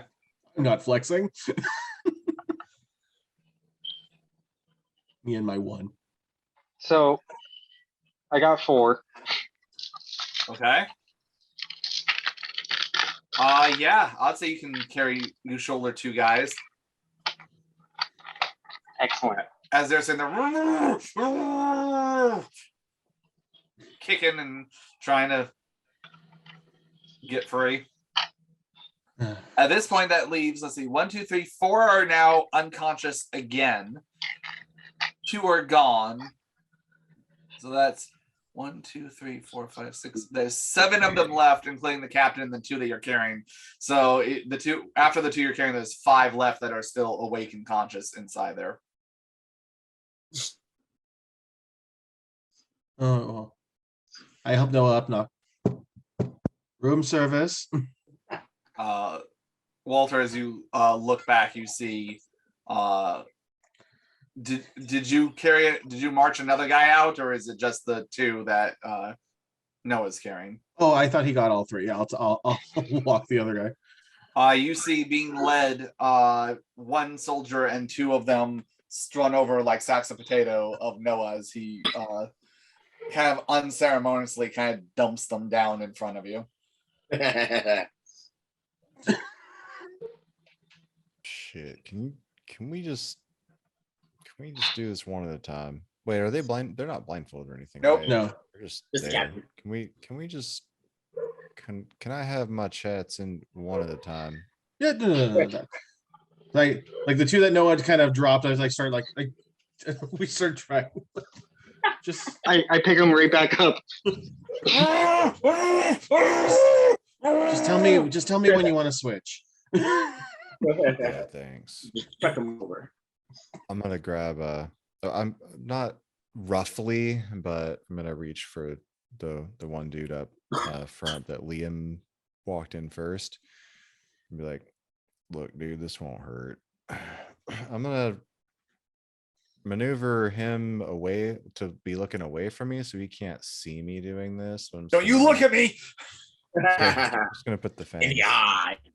and pull 2 blood, and All right. He goes unconscious and you get 2 blood. I'll say I'll gently like just Oh, like lay I'm him still there. sideways Like on you the can bed. hand I'll it be to like, me. next, and rinse and repeat. And the 3 of them get 6 blood, I guess. It's real nice for Walter right now. All right. So you get 6 blood, and there are 3 more unconscious guards. Appreciate y'all. It's good to have friends. And All right. I'm gonna go sit down. I'm gonna stare at a wall. Okay. What would the rest of you like to do with tonight? I definitely want to rifle through the captain's quarters, look for Okay. documentation, anything of value. Like, Okay. Noah, what are you doing with the rest of your evening? I'd like to bug Liam and tell him to teach me how to act like other people. Okay. So, Liam, you've got. I'll say Noah, you help Liam get the guys back down to the stables once Walter is done with them. Atris, what are you doing for the evening? I suppose she would probably just look over whatever supplies, because I don't think she should just kept get up to speed on whatever supplies we have, because I don't think she entered the center storage room and found what was inside. Okay. Then I would say, Atris, go ahead and give me a perception plus investigation roll. Liam and Noah, I'll get to you after she gets done with that, since I think this is going to take a little bit longer. Oh, I got one success. All right. It's a storage room. I'll say you're giving it, rather than giving it a very thorough, like, toss and turn and everything, you're very much taking all of the crates and barrels at face value. A lot of them are labeled. You see lots of dried meat that you get the idea that they themselves were working on making. Like, you know, sometimes they'll have fresh game, but a lot of times they'll turn it into jerky so that way it lasts through the winter. You're seeing a lot of dried fruits. You're seeing a lot of grain that can be turned into different things. You know what? Go ahead. Sorry. There is a couple of, there's some medical supplies in here, some bandages, some, you know, different things like that. Couple of bottles of alcohol that you get are meant for disinfectant, not necessarily for drinking. Silver cord for stitching people up. You see multiple boxes of ammunition. I forget, does Atris speak Spanish, or does she have the Spanish language? She does, yeah. She speaks 5 languages. So yes, Turkish, English, Arabic, Italian, and Spanish. Okay, perfect. I'd say she's probably more familiar with Castilian Spanish rather than Hispanic Spanish, just because of the region that she's from. But enough of it translates to, you get the idea that it's about 60-40 split of English, like US ammunition with the US cavalry logo where it was meant for them. And then the rest of it, you get the idea that it was maybe like acquired by availing themselves from what they've captured from Mexican troops. You see a couple of extra rifles in here. You see over in the corner, draped over with some blankets, you move and you actually see one singular field cannon on wheels. Now, has Atris seen a cannon before? I'll say yes. I mean, cannons have been around for quite some time by this point. That's probably Gatling guns are a little bit of the newer thing. Yeah. But I mean, field cannons have been around for over 100 years by this point. I would like to request a Gatling cannon. Yeah. Just rotating through, and you do see by it a small pile of metal cannonballs that are kind of made in a little pyramid. Sure. Now, she doesn't really want to replace any of her weapons because she already has her sword and her crossbow. So adding any more would make her feel more encumbered. However, she has been dealing with a -1 on her sword for a little while now. Is there any kind of whetstone that she can use to I would honestly say Atris would have that on her. Like, I'll give that to you as a seasoned warrior who has worked with, you know, blades. That would be something I think Atris would keep on, because just normal wear and tear of a blade, you have to occasionally resharpen it. Otherwise, it's Sure. going to be a dull piece of shit. All right, so outside, like, there's so not really any. It's she'll take note, but not really any interest in the cabinet. She'll remember that because she hadn't used her sword the previous night. She'll remember that her sword is damaged. She'll take some time and give her Yaktaman a little bit of TLC. Okay, I'll probably have you do a manipulation plus craft roll to see how you do on working on it. We'll get back to you on that because it's going to take you the night. We'll get that before you. No problem. I gotta want to keep you out. Liam, as you are walking your way over, you look up and you see Peta, and he's still up on the catwalk, kind of making his rounds. You know that Wea and Asmodeus. Asmodeus are in the barracks working on your side project. And Bartleby seems to be helping to, then you see, kind of glance over and you see him. At this point, he's getting the idea that it might be a good idea to drag the bodies out of the stables. And you see him taking those as well as the two fresh corpses from behind the stables and kind of dragging them off somewhere else. I stop him just a little bit. I go, when you are done with this, please rest for the night. You have been running yourself for far too long for this trip and journey, day and night, far more than normal. I need you at your best. And whereas normally there would be some kind of sassy comment, he actually just kind of nods and goes, I understand, Master. And he seems to have taken the direction. Noah, you are following Liam as you both head over to the captain's quarters.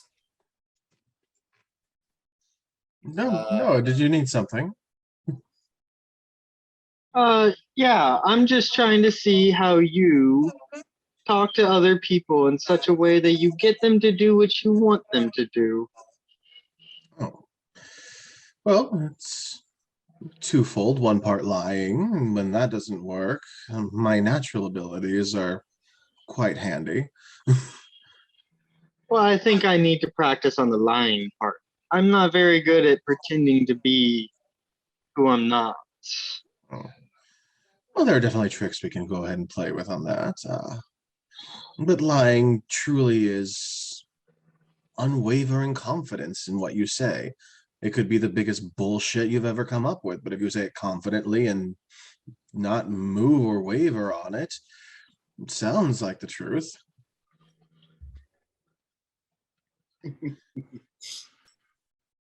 Makes a bit of sense. Go ahead, lie to me. Tell me something that is clearly not true. I'm still walking like to the captain's quarters. And whatnot. Yeah, I assume that this is happening in transit. Well,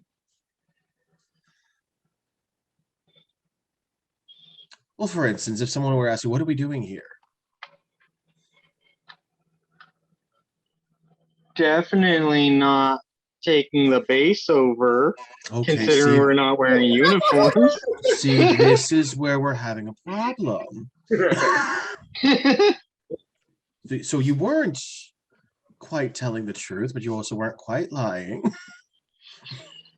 So I can see we're going to have to start from book one. As you're saying this, you get to the captain's quarters. The door is closed but not locked.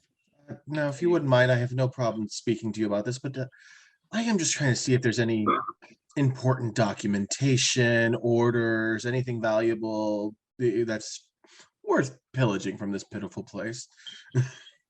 Why, of course, we're just going to be looking for valuable things around us. It's the most important thing to us.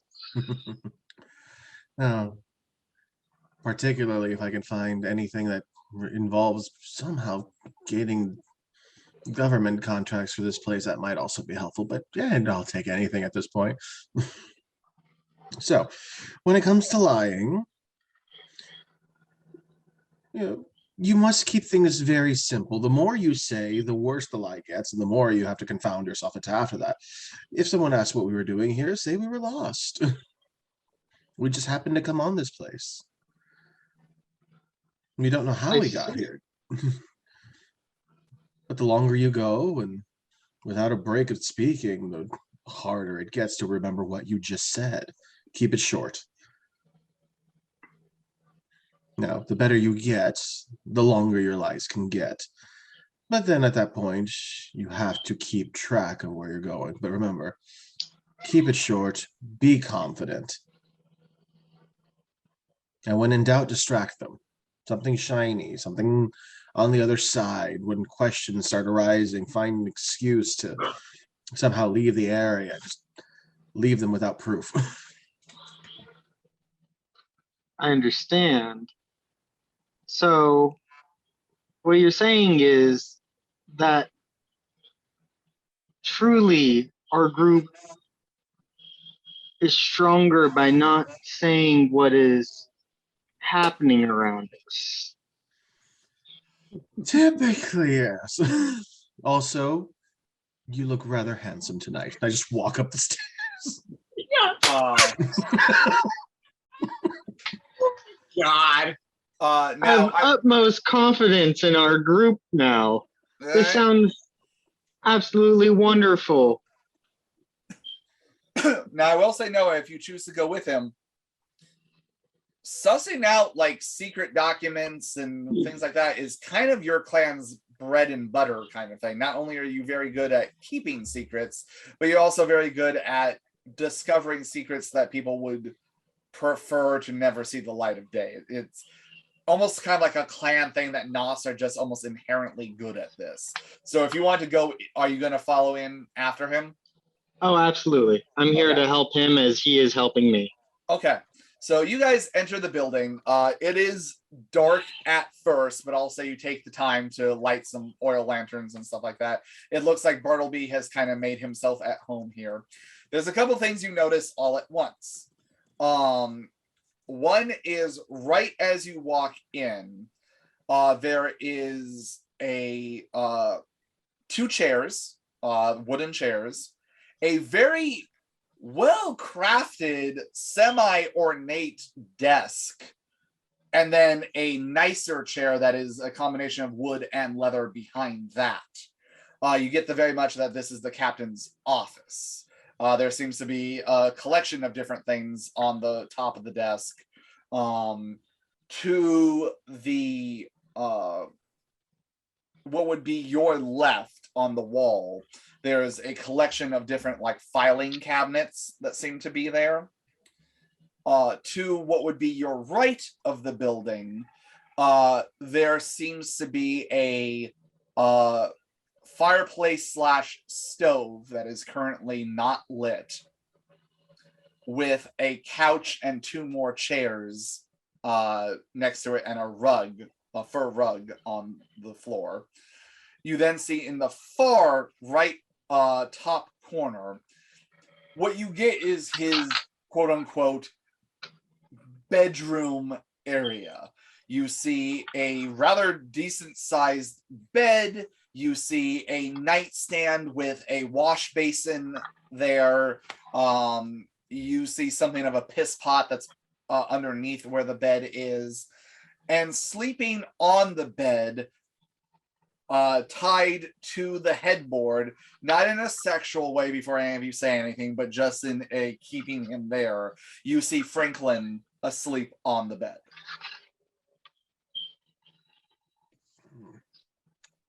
And just at a glance, you see a blanket on the couch. You get the idea that Bartleby, in his consciousness, has allowed Franklin to take the bed, though bound, and he's been taking the couch to pass out on. Oh, we might want to just keep a low voice. For what Granted. purpose? What's he gonna tell? Oh no, I just would rather we not have questions or more likely annoyances.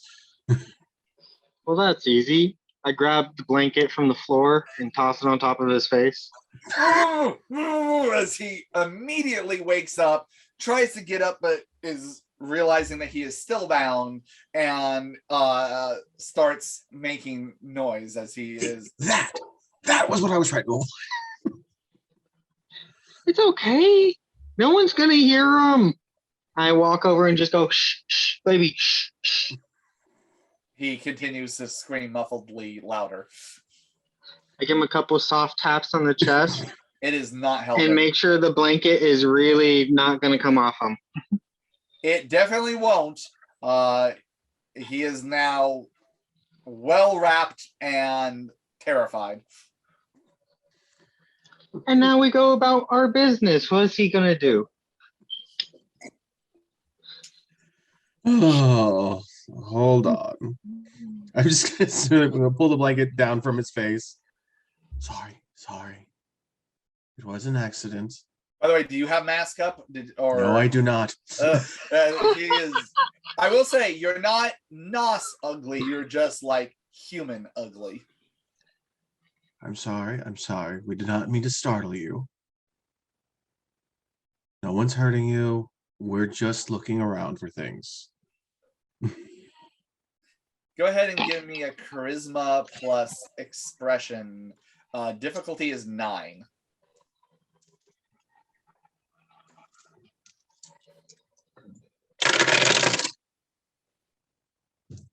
So far, I have 110, and we're just gonna see how that Okay. rolls.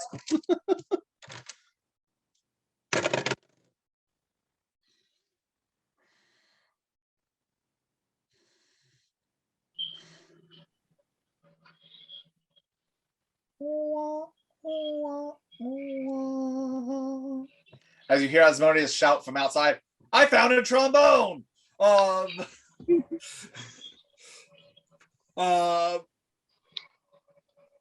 Yeah, nope. He does not seem to panic even more, but he does not seem at all calmed by your reassurance or presence. Well, we're gonna have to do this with noise now. Thank you. All right. Go ahead. What are you guys looking for specifically? I would love if like I'm looking for valuables, but if Nos are as good as they are at finding things that are hidden, I'm hoping to find like something that might be incriminating, maybe I'm looking for any shut doors, anything I can't open. Okay. I need you both to make a Perceptigate roll. Difficulty is going to be 8.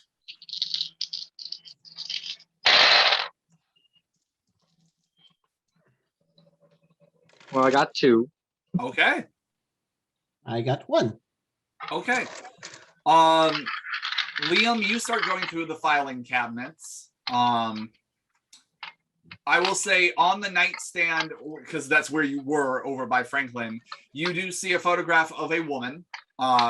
She seems to be in her maybe late 30s, early 40s, something like that. Well dressed, though not extremely fancy. And it seems that she holds at least some significance to him, as she is a photograph that is near his bedstand. In going through the bedstand, you actually see a journal that has many pages that have been torn from it. However, what is left looks like scribblings of rough drafts of letters to someone by the name of Eliza. And you, in thumbing through it, get the idea that this is probably his wife. And then just letters back and forth. And you see a pile in the nightstand bound together of what seem to be letters with envelopes. And looking through those, they seem to be return letters from Eliza to him. I'm going to just take one of the letters with the return address, stick it in the journal. I'm going to keep it because I may be writing some letters later. Right. I will say that there's not really much of a address on there. You get the idea that someone knew where this guy was and was bringing things back and forth. Sure. Get some Dear Eliza letters out. Yeah. I will say then with one other success, you start going through the filing cabinets, and these mostly seem to be, you see a couple of rolls that you go, and they're actually maps. It looks like cartography of the land. Like it's very much topography of the land. It's very much what they've explored around here. You get the idea that they haven't run into anything supernatural, at least to your knowledge. But then PETA did say that these traps seem to be sprung because you guys as vampires are approaching, and it might be triggering certain things. But I'll say you look through these, and then what you also see is a bunch of letters in the filing cabinet, and they seem to be organized in soonest to latest, the latest ones being furthest back, and they do seem to be orders. It is very much a combination of letters and telegrams that seem to, not that there's a telegraph here, but more of that the messages were carried along. And they seem to be military orders. And yeah, definitely collecting those. And I'll say at a quick, with only one success, a quick glance, there are a combination of giving information of where other regiments are being stationed and their movement and progress, as well as continued orders for this particular fort of what to do and what their orders are at any given time. I'll read them a little closer later, but right now, just taking for the short time, that's all you're getting very much a cursory what these are kind of thing. Noah, you got how many successes? 2 at 8. Okay, you decide to go and look at the desk. On there you see again, mostly you do end up finding like stationery and an inkwell and everything, where he was using this for writing and everything else. You find 2 journals in there.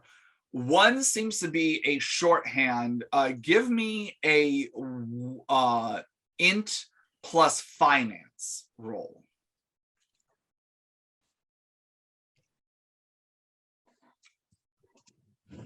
Do you have finance, by the way? You're muted, sir. I rolled a 1 and I only have 1 point of finance. Okay, so 1 success, or you rolled a 1 as in a botch? 1 success. Okay. Though you don't know the specifics, it seems to be a ledger about finance. Like that is as much as you get from it. You get the idea that this is a supplies and or money entering and exiting the fort. Going back the better part of over 2 years. Like you get the idea that they've been here for a while in this post. You would have to, as far as the specifics go or what the shorthand stands for, that would require a lot more investigation on your part. The other one seems to be a personal journal, almost a diary kind of thing of, it's not daily, but every so often just musings of, again, you're thumbing through it. It's his thoughts on how the mission is going, how the troops are holding out, how supplies are holding out, any possible incursions that they've had with the natives in this area, things like that. Different, again, you would have to sit down and really thumb through it to look. However, with 2 successes, since I did make it a pretty high difficulty, you get 2 and 2 is average. You swear you've seen desks like this before. Not like you're like, oh, this is this model kind of thing. It's the Resolute desk. Yes. We're gonna Nicolas Cage this shit. This is the Bjorg. But it's one of those things of, it's very well crafted. And you get it. He's a guy of station and everything else. But you and your clan have rifled through desks like this before. Some of them fancier, some of them about the same thing. And you start feeling underneath. And you're looking around, and back underneath it and to the side, you feel one of the knot holes in the wood. And you feel that it actually can slide to the side, and it reveals a keyhole there. Ooh, I happen to have keys. You do. You do have keys. I get all excited and jump under the desk. Okay. You get under there, and Liam's just looking like, what are you doing? he gets under there like a mechanic under a car. There's a hole. I gotta know where it goes. You try all the keys, and none of them seem to fit.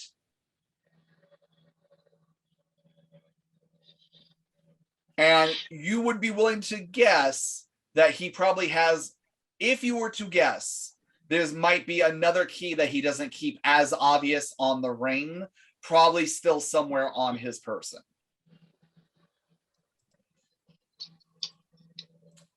Now, he's bound and gagged, you know where he is, you can search him, or you could try and pick the lock if you want to try and do that. Not that I think Noah keeps on him a lock picking kit or anything, but you can try and see. However, I will say, with how long you've been rolling with the group, of everyone, Bartleby seems like someone that would probably seem that he is a pickpocket. Keeping a lockpick on his person does not seem as a stretch of the imagination. And you said this desk is well constructed of wood, correct? It is a wooden desk, very nicely carved, with a little bit of ornate flourish. Like, it has, the legs of it aren't just legs, like it has like the foot legs to it, where it looks like animal paws, kind of like lion paws kind of deal. And there is a bit of ornate flourish to the embeveling on it, especially in the front, what people would see, kind of thing, and around the edges of the top of it. I pop my head up from under the desk and I look towards Liam and say, we either need some help or I'm gonna make some big noises.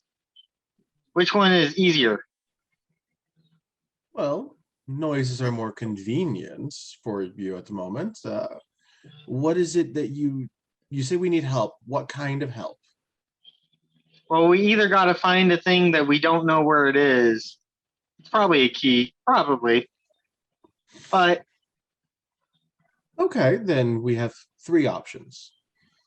I'm honestly thinking that this desk is much too nice for this silly wooden fort. But our 3 options for help are either Atris or Bartleby. They're usually good with locks, or I go down and look the captain square in the eye and force him to tell me, using my natural talents, where said spare special key is.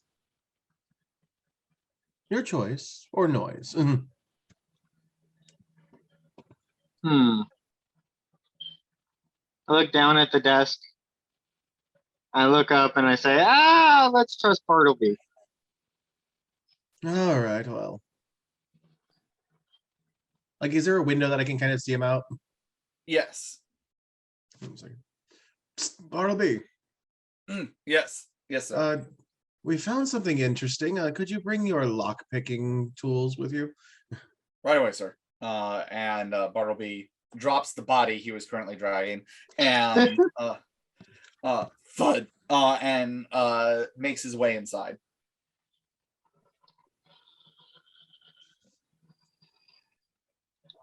Yes. Bartleby, we have a very nice desk in your room, and I just happened to find a keyhole on it. Isn't that interesting? Oh, someone has something to hide then. Would you like to find out? Sure. And he goes ahead and you show him where it is.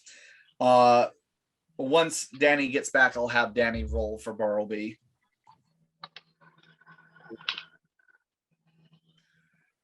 Hi, Danny. Roll for Bartleby. So this is going to be a Dex plus not crime. Dex plus crime. Larceny. Dex plus larceny. He has those things. But we haven't checked our lockpicking abilities in a while. Yeah. Okay, in all honesty, I think it wasn't until like after the gin that some of us finally put a point in larceny because we realized as a gang that steals stuff we had none. Right? Like as an Old West gang of outlaws, maybe being able to do crime should be a thing. 3 successes. Okay. Yeah. Pretty quickly, actually, you get the idea that this lock depends on the fact of most people not realizing that it's even there, rather than it being an extremely complicated lock. But within a couple minutes, you hear click, and the side panel actually, and you get the idea that it is unlocked. And inside there is another revolver with a case, like a little, like almost like pencil case size thing of ammo for it. And also a red leather notebook about yay big. Noah, don't touch the gun. I don't like those. Well, just last time we found something like that in a desk, it burned. Bartleby, can you pick that up and just see if there's any symbols that resemble a lowercase t or scripture? Bartleby looks through it. There is no scripture. However, he goes, oh, well, that's very interesting. And he shows you the ammo, and there are 12 silver bullets in there. Ooh. Oh. Well, that'll be quaint.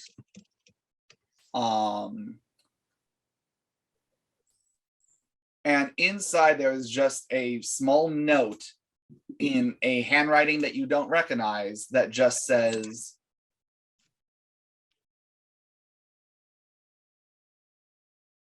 as we discussed, this may come in handy. You'll know what I mean.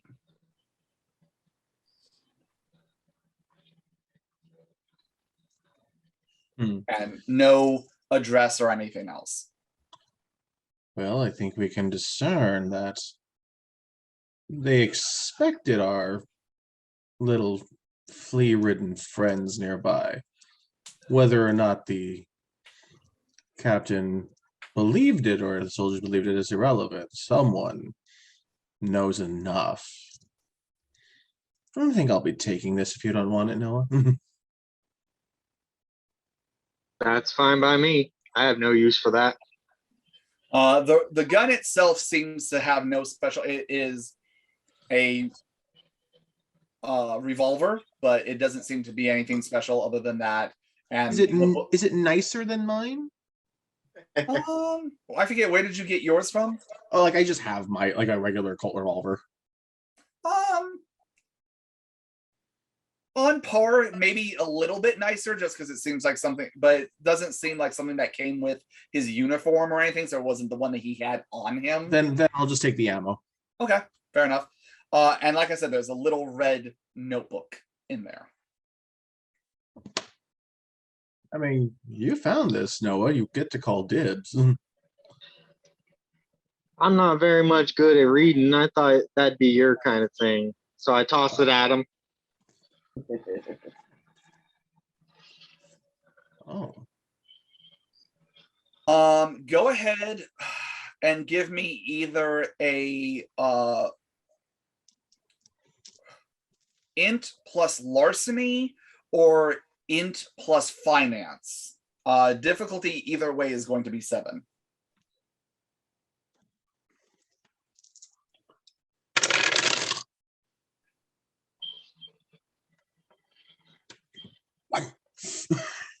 Okay. What you see seems to be a collection of initials, dates, and an amount. And were you rolling for larceny or were you rolling for finance? Finance. Okay. It definitely seems there is no outgoing money. This is all a influx. Oh, that's interesting. However, it does talk about not that they themselves were giving money, but more of that this was being passed along kind of thing. So some of it is here somewhere, you would reckon, but some of it was then passed along. With one success, that's all you can mention, but this definitely seems to be a record of something that is not. There's the main ledger that's there that's talking about supplies and things that were going in and out of the fort. This was separate from that. Oh, I know exactly what to do with this later. Just gonna put that inside my coat pocket. Well, I think I'm sated for the evening on this. Alrighty. Burlby goes, well, if you don't mind, then I'm going to take your advice, sir, and see myself to bed. As Have he's a good hearing Franklin screaming, he's like, what did you do? A rat fell from the ceiling, and then I'm just gonna bolt away. Still teaching Noah. Noah, are you coming too? No, I slowly turn towards Bartleby and I'm like, nothing happened up there. Nothing at all. And I'll walk away.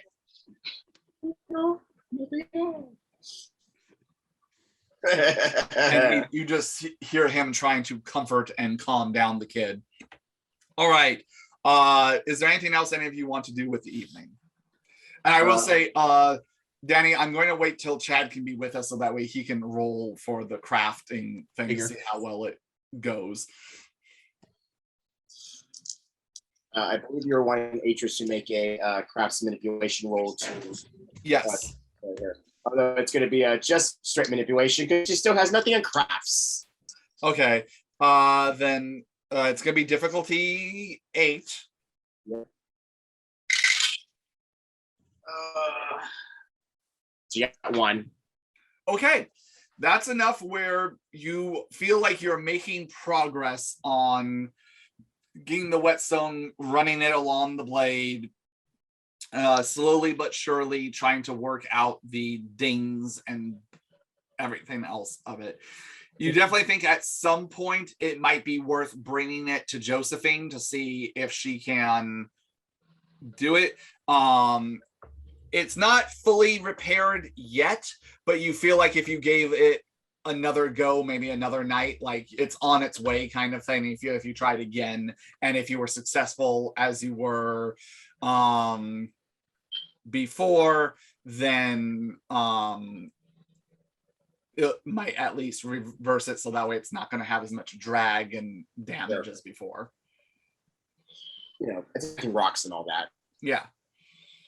All right. Is there anything else anyone wants to do with tonight, or should we move on till the following evening?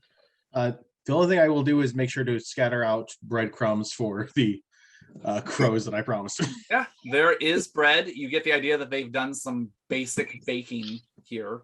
And they happily swoop down as you guys who didn't notice it before notice a group of about 5 or 6 crows, which are mostly daytime birds, but coming down, eating, and then flying back to their posts. It's an attempted murder, but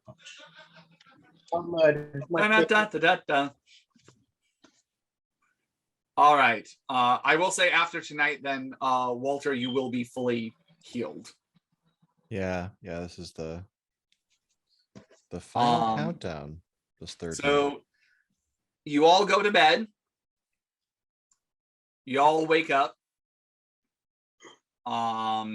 Those of you that have been healing are now fully healed. The wounds have closed. You feel, if not hungry, at least very where you don't feel your body is betraying you as far as any weakness or anything else. And the night is yours once more. Is there anything y'all want to do? For sure, Liam would like to actually sequester the captain by himself, away from the other soldiers at least, because he would like to command him to tell him where the finances on the ledger that are here are. Okay. Like, so any money that might be stored here. Okay, fair enough. Walter, I will absolutely tell Walter, no, it's your first night of being fully healed, where you don't have to spend the entire night focused on healing. Is there anything else you would like to accomplish tonight?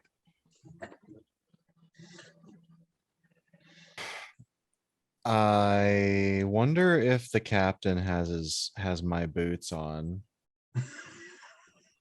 Well, you can. Liam seems to be walking that way. Would you like to walk with him?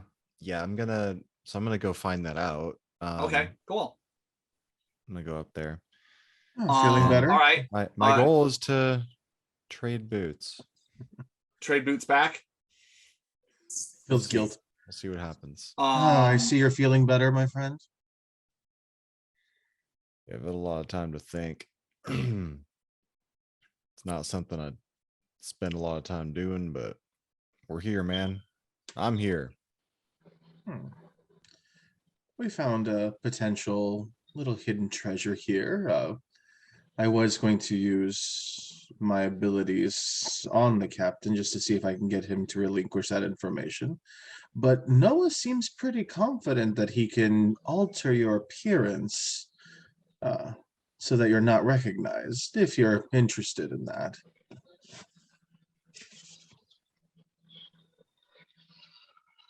Well, dude, I was gonna say no, but I don't want to blow our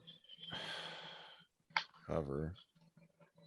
If he sees me, you could make him forget, maybe, but if he tells everyone else, then what good's that?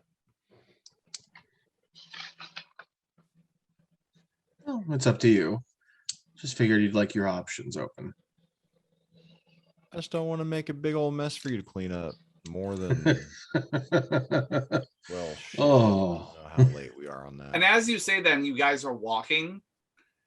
You notice that the bodies that used to be, as far as like the dead bodies, you notice off in the corner up by the northwest tower, you notice freshly dug dirt. The crows are no longer there. And there seems to be unmarked graves that have been dug for the bodies that have so far been created by your lot. How does he do that? I walk over to that area, just absolutely flabbergasted at the dirt above the snow. Yeah. What happened here?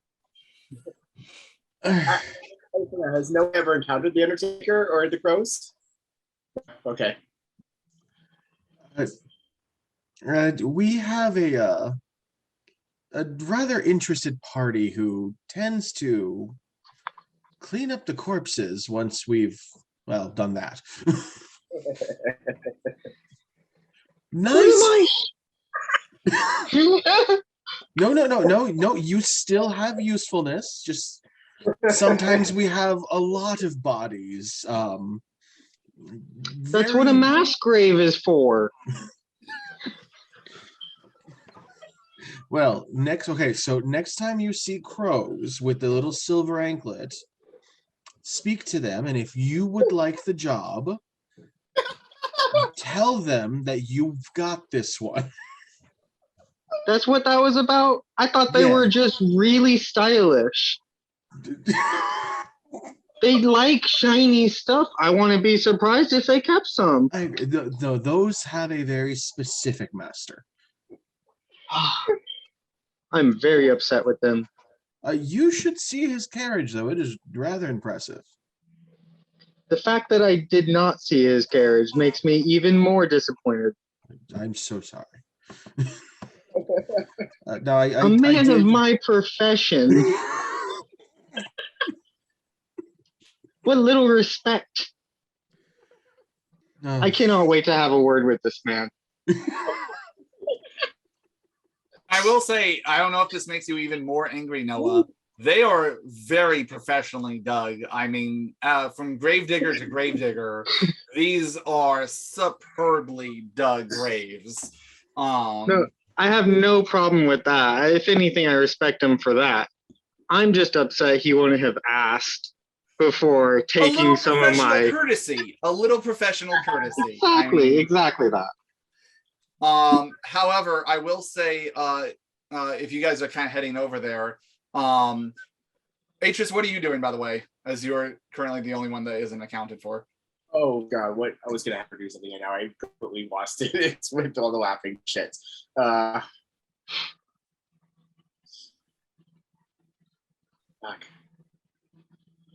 She's I'm just gonna say, to get her crafts up. I'm just gonna leave Noah undigging one of the graves out of spite. Okay. I suppose you said she didn't she needs another go with the whetstone, so I suppose I'll make another manipulation roll just to complete that. Okay. I will say Noah, Liam, and Walter, give me a perception plus alertness roll. Ooh, right.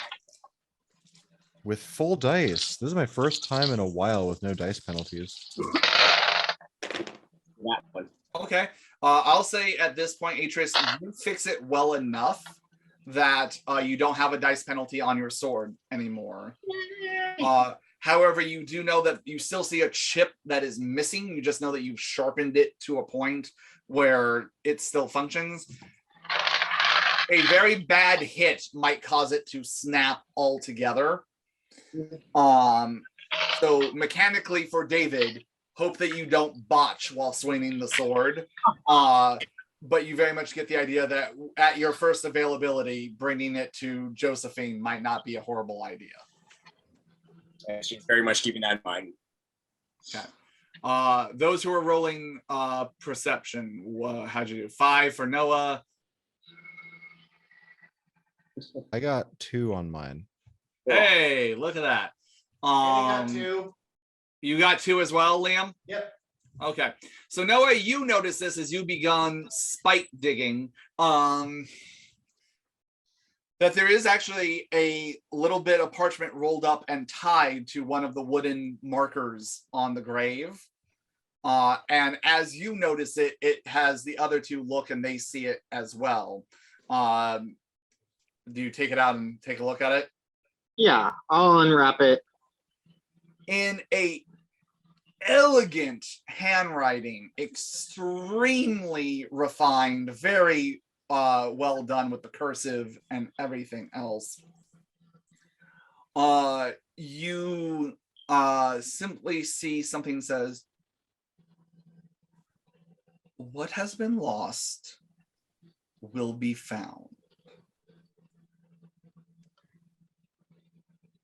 Do not take this favor lightly. It will be asked to be repaid in turn."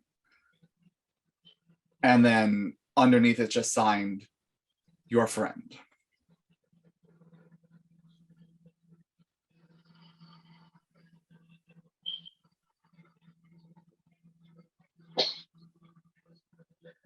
Why is it never straightforward? I hand the paper over to Liam and I continue my spite digging, assuming that he means I don't mean to find the bodies.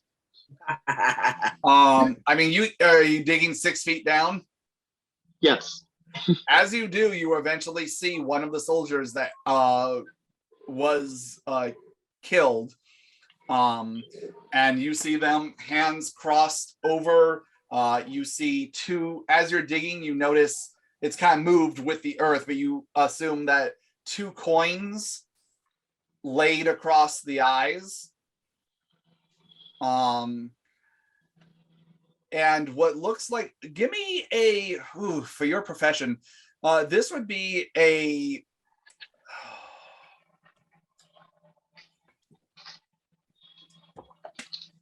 this would be an int plus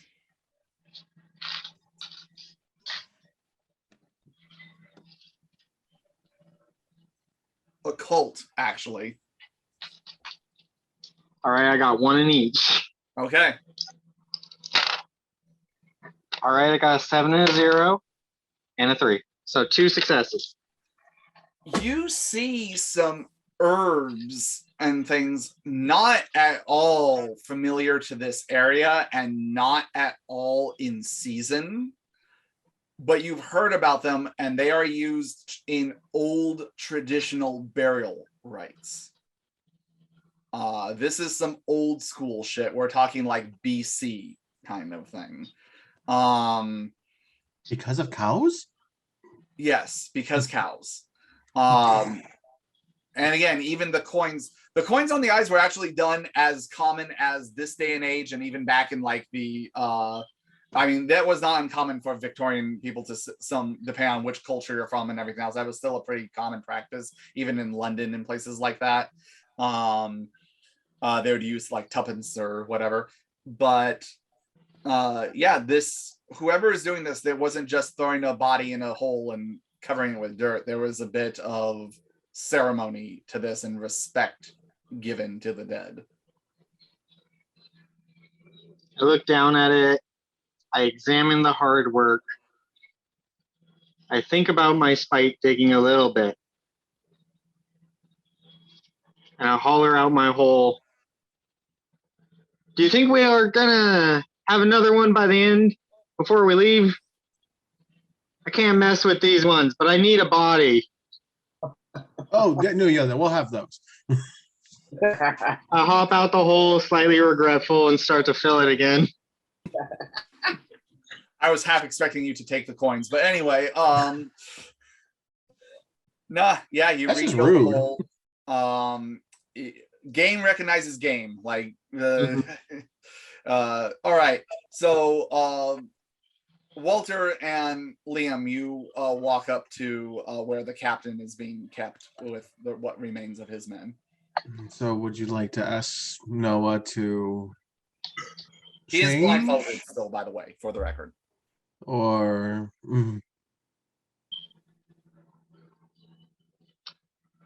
Oh, are you talking about the putting faces on other people? I'm not worried about it, man. all right Dude's then. got his face covered. We're just gonna. Well, it's I barely in got order, my face on yesterday. in order to do what I need to do, I'm going to have to be able to look in his eyes, so it's going to remove the blindfold temporarily. Yeah, can you just wait a minute? I'm gonna walk yeah. straight up to the Sure. gaggle of bound men and yeah, I'm gonna look and see the captain's boots there. Yeah. And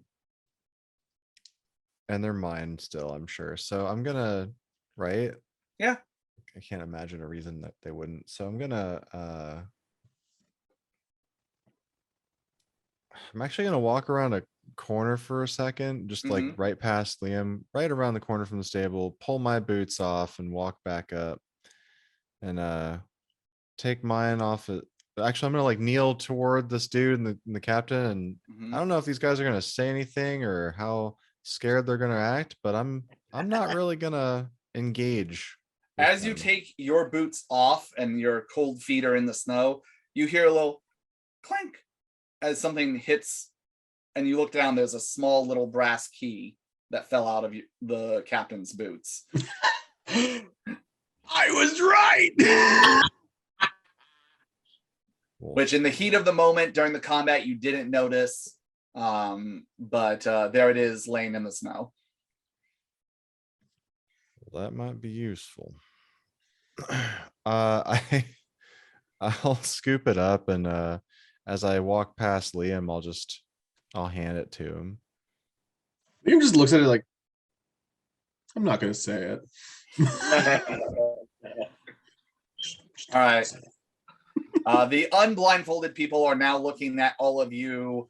Some of them obviously very nervous. Some of them looking kind of depressed and resigned. Some of them trying but failing to still look resilient and defiant, but with obvious fear and nervousness behind the eyes. I'll mark that, but I'm just gonna quietly lean forward slowly too. You know, I'm not trying to act aggressive here. I'm gonna pull off the cap. I'm gonna like seize one of the captain's boots and say, "Here, I want to give you yours back." I'm gonna pull it off. And Okay. so I'm saying that out loud. All right. There's at first a little bit of resilience of like when you grab his ankle, there's a little bit of kicking trying, but again, they're pretty well bound. You're able to. I'm pretty strong too. Yeah. I'm not even gonna let him kick much. Yeah. So, all right, you take off your boots and put his boots back on. I mean, I put his boots back on him first. That's what I do. Okay, cool. Yeah, no, you put his boots back on. They are back on his feet. Yeah, I just wanted to give you these back, man. All right. And yeah, I'm gonna take my boots and walk away. That's my goal. That's what these boots were made for doing. All right, Liam, you are in there with all of them. Is he gagged also, or he just? Yes, they are all gagged, but he is also blindfolded. Hold on. Oh, yeah. Oh. Now, sir, I apologize about the inconvenience that we have caused you. I am going to be removing your blindfold and your gag. You and I need to have a conversation. Is Mask of 1,000 Faces up, or are you still ugly? I'm not gonna go. Oh, nah, I'm not gonna bother like going Okay. overly pretty for this. Okay. Now, please nod if you understand what I am saying. I grab the top of his head like, I know your ears are not plugged. Nod if you understand what I am telling you. Go ahead and make a manipulation plus intimidation roll. I have those things.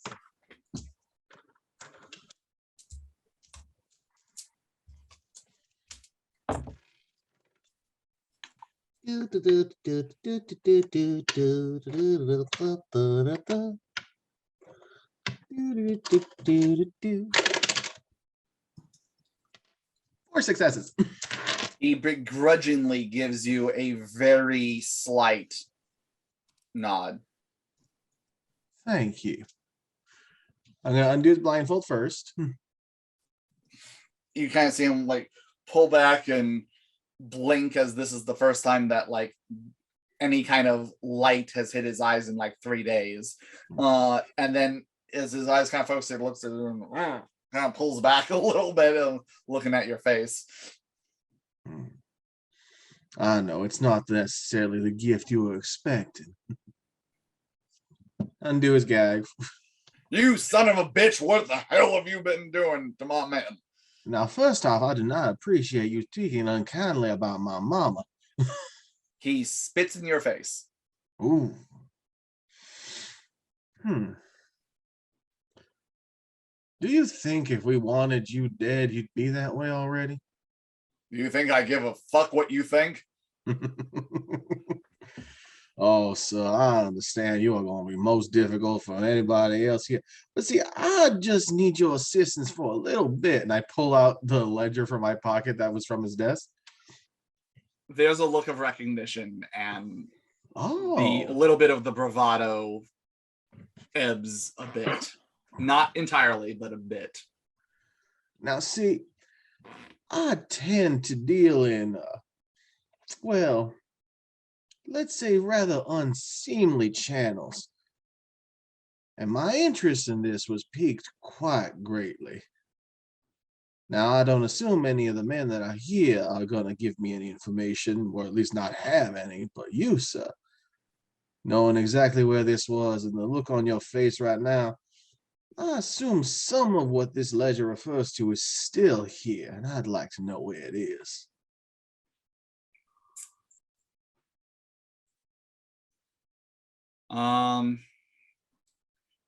Give me a, I guess it would still be intimidation plus expression roll. No, that'd be sorry, manipulation plus intimidation.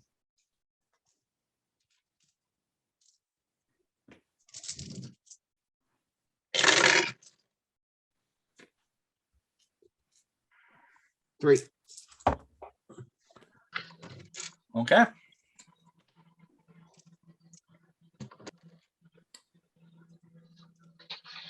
Give it to me straight, or any of my men gonna walk free from this? Well, I will more than admit that you find yourself in a very precarious position, and it's not by me and those in my company. In fact, the letter that accompanied this journal and a few other assorted items would imply that you know a great deal more than those around you. This place is very dangerous. But I can tell you this much. There's a pathway into a forest not too far from here.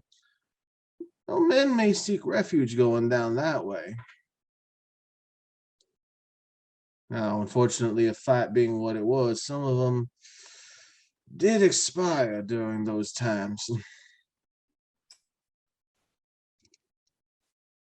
Son of a, and he's not even looking at you, he's looking at the ground at this point. Son of a bitch. He was telling the truth.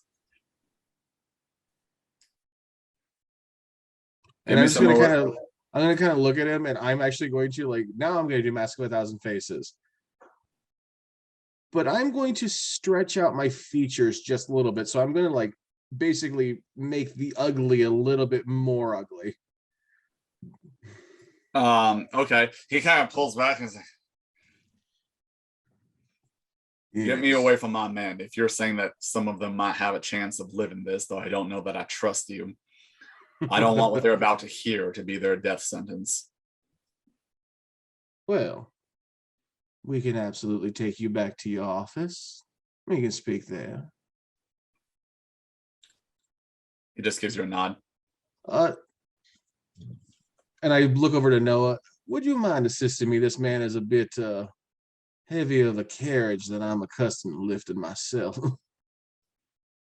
Kind of gives you a hard stare and Oh no, don't please don't misunderstand me, sir. I'm just I've been referred to as dainty on more than one occasion. And Walter, you said you're just out of here, right? You're nowhere nearby.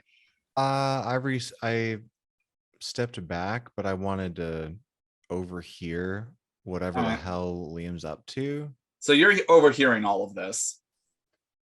I'm not that far back. Yeah, you're overhearing all of this. Are you within eyesight of this guy, or are you staying intentionally out of eye line? I'm not hiding. I'm just further back. I'm observing, and I'm okay, let's see. As Noah, you and Liam begin to help lift him. Let's see. Yeah, he's actually he's a pretty observant guy. I will say for this, both his looks, like I said, this is a guy in his late 50s, early 60s. But his eyes are a deep sky blue, like a blue-gray.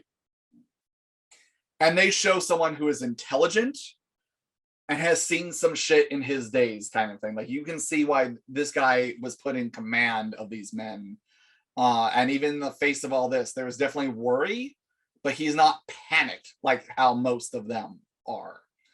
And when you lift him, he's a pretty solid guy. He's not like a weightlifter or anything like that, but for his age, like, he is not a frail old man. He is someone that has kept it tight. And as he looks up, he looks at Walter.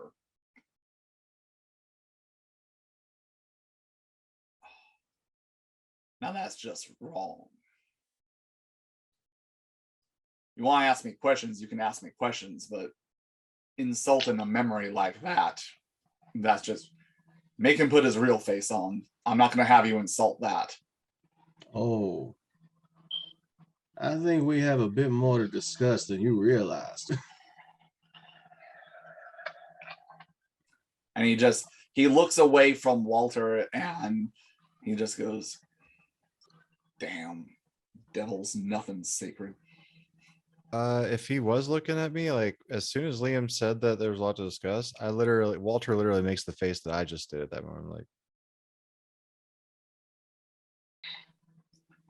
at this point, you guys get the idea that especially since Liam has already demonstrated an ability to change his face, at this point in time, without further convincing, he's convinced that this is just some kind of cruel joke. After all, there was a picture of you on his and the other men from the old troop on his desk. So you get the idea that he's thinking that you guys were just borrowing from that. Totally becoming his wife later.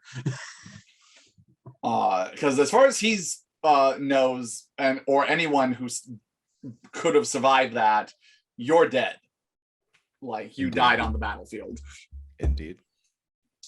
All right. It is getting to 9:40. How are people doing on time? Do we need to cut it here or? Yeah, I kind of need to go to bed in like 20 minutes. Okay. So I'm gonna say we'll end it there for tonight, and we'll pick up with you guys dragging this guy off and questioning him personally. Little bit of a fact-finding game tonight, but I think I still had fun. Hope you guys all enjoyed yourself. Everyone at Walter home, healed. yes, you are all healed up. The plan is working for the R&R. Everyone at home, thank you so much for watching us. We will be playing again soon. Till then, keep your fangs and your wit sharp. Yeah, I can mouth words pretty. Your fangs and your wits sharp. Ha! Nailed it. And we'll see you again next time on Tumbleweeds and Tombstones. Thank you, everybody. Yeah.